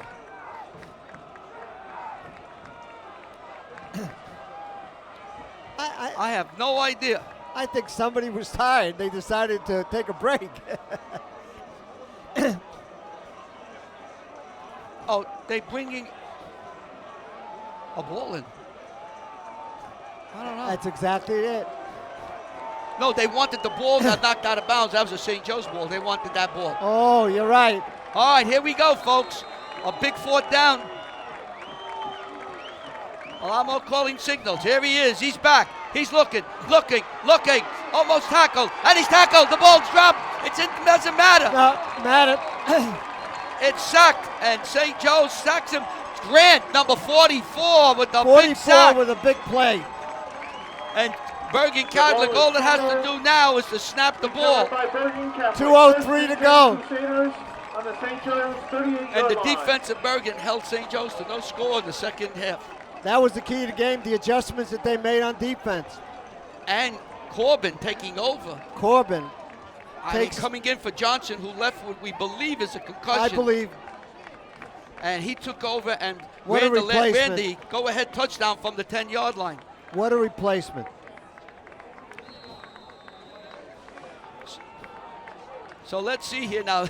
You never know in these games. These games are over when the game is over. Why sound like? Well, 2:03. You got to go. You got to run the ball. Run the ball. Corbin into the right side.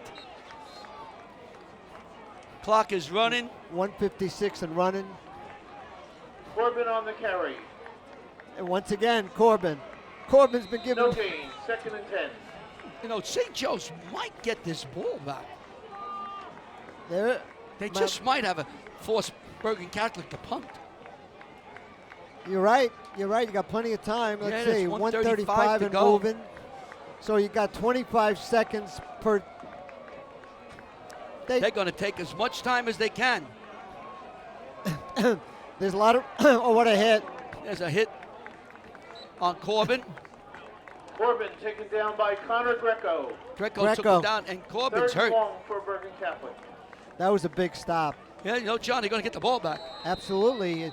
It's 3rd and about 7. 3rd and 7. 105, so figure 25. They could get it for at least 25 seconds. They got to bring this clock down to the last second to snap it. Well, I would. You have the referee to start counting. Last time, they didn't take all their time. Inside a minute now. Yeah, that's when you tell the referee, let me know when it's 2 seconds. And now a timeout by coach. Vito Campanella has called a timeout. Timeout, Bergen Catholic. Larry, this is a great timeout. Now you want to have your defense set. Get ready. You got the offense. You love to get a first down. If not, you want to get ready because they're going to come at you. Well, it's 3rd down now, so they're going to get a chance to run the ball. And then they'll probably pass the ball, right? They're going to have 10 seconds when they kick the ball. So they kick the ball with 10 seconds. The ball goes down. St. Joe's will get the ball back about 10, 8, 9 seconds, something like that. If 1-2 plays. Well. You can have a Hail Mary. Hey, you got time on the clock. You got Powell hit for 83 yards. You're right. It's never over until it's over. That's absolutely correct. All right, we are ready with 46 seconds to go in the game.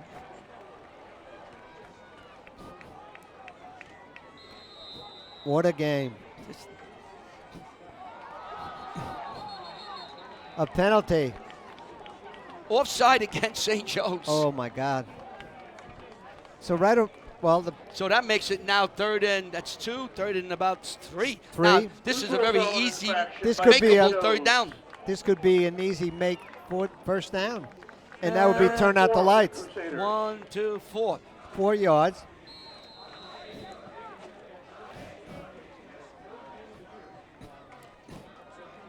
Well,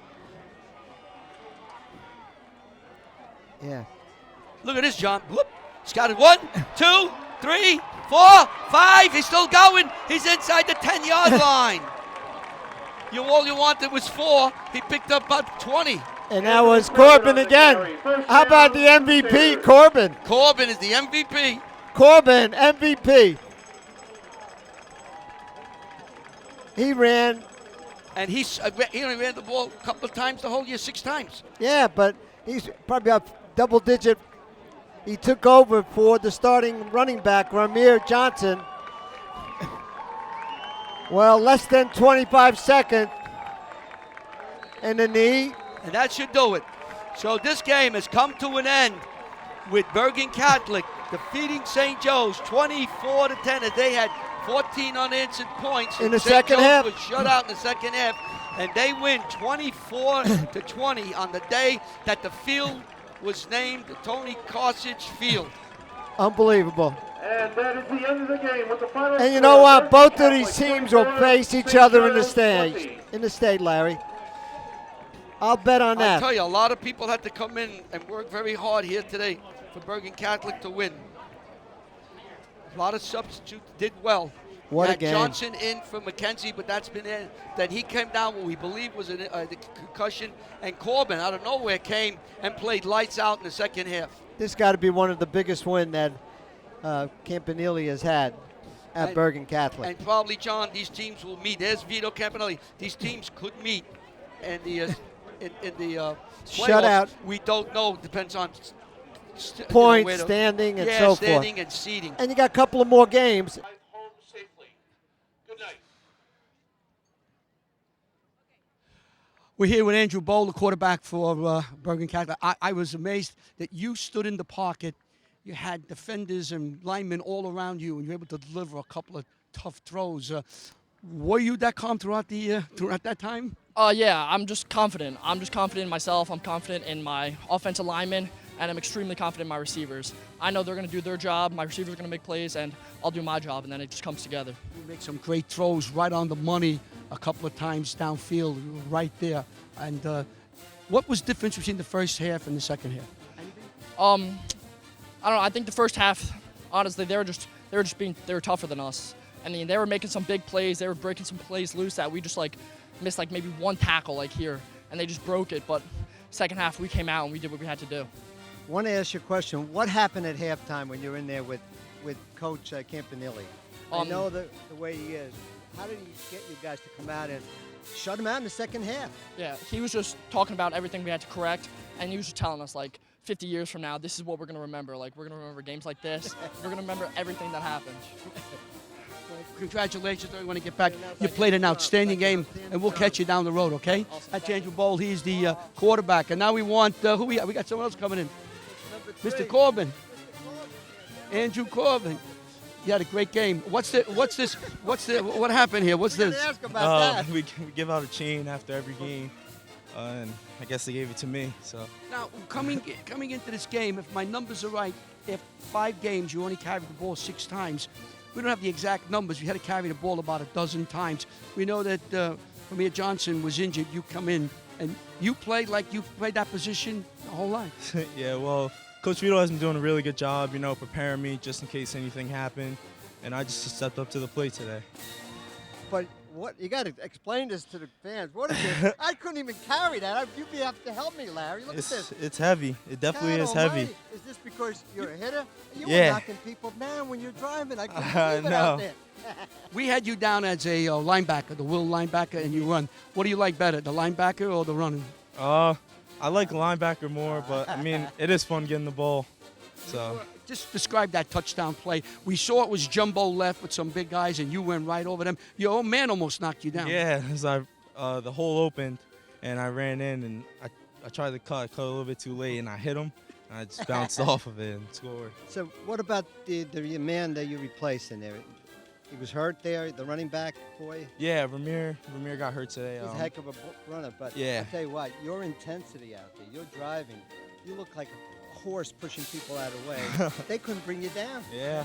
Your energy changed that my game God. around. I want to congratulate you. Get back to your teammates. Have a great day. It was a great game, both offense and defense. Congratulations. Next time you're going to get 2 of these things. Maybe give one to Frank Kohler. He can carry it around. Carry that. All right, we're going to get ready to go. It's raining. The great Brian Carr was able to get these people here. What a game. I mean, it was half 20-10, and then St.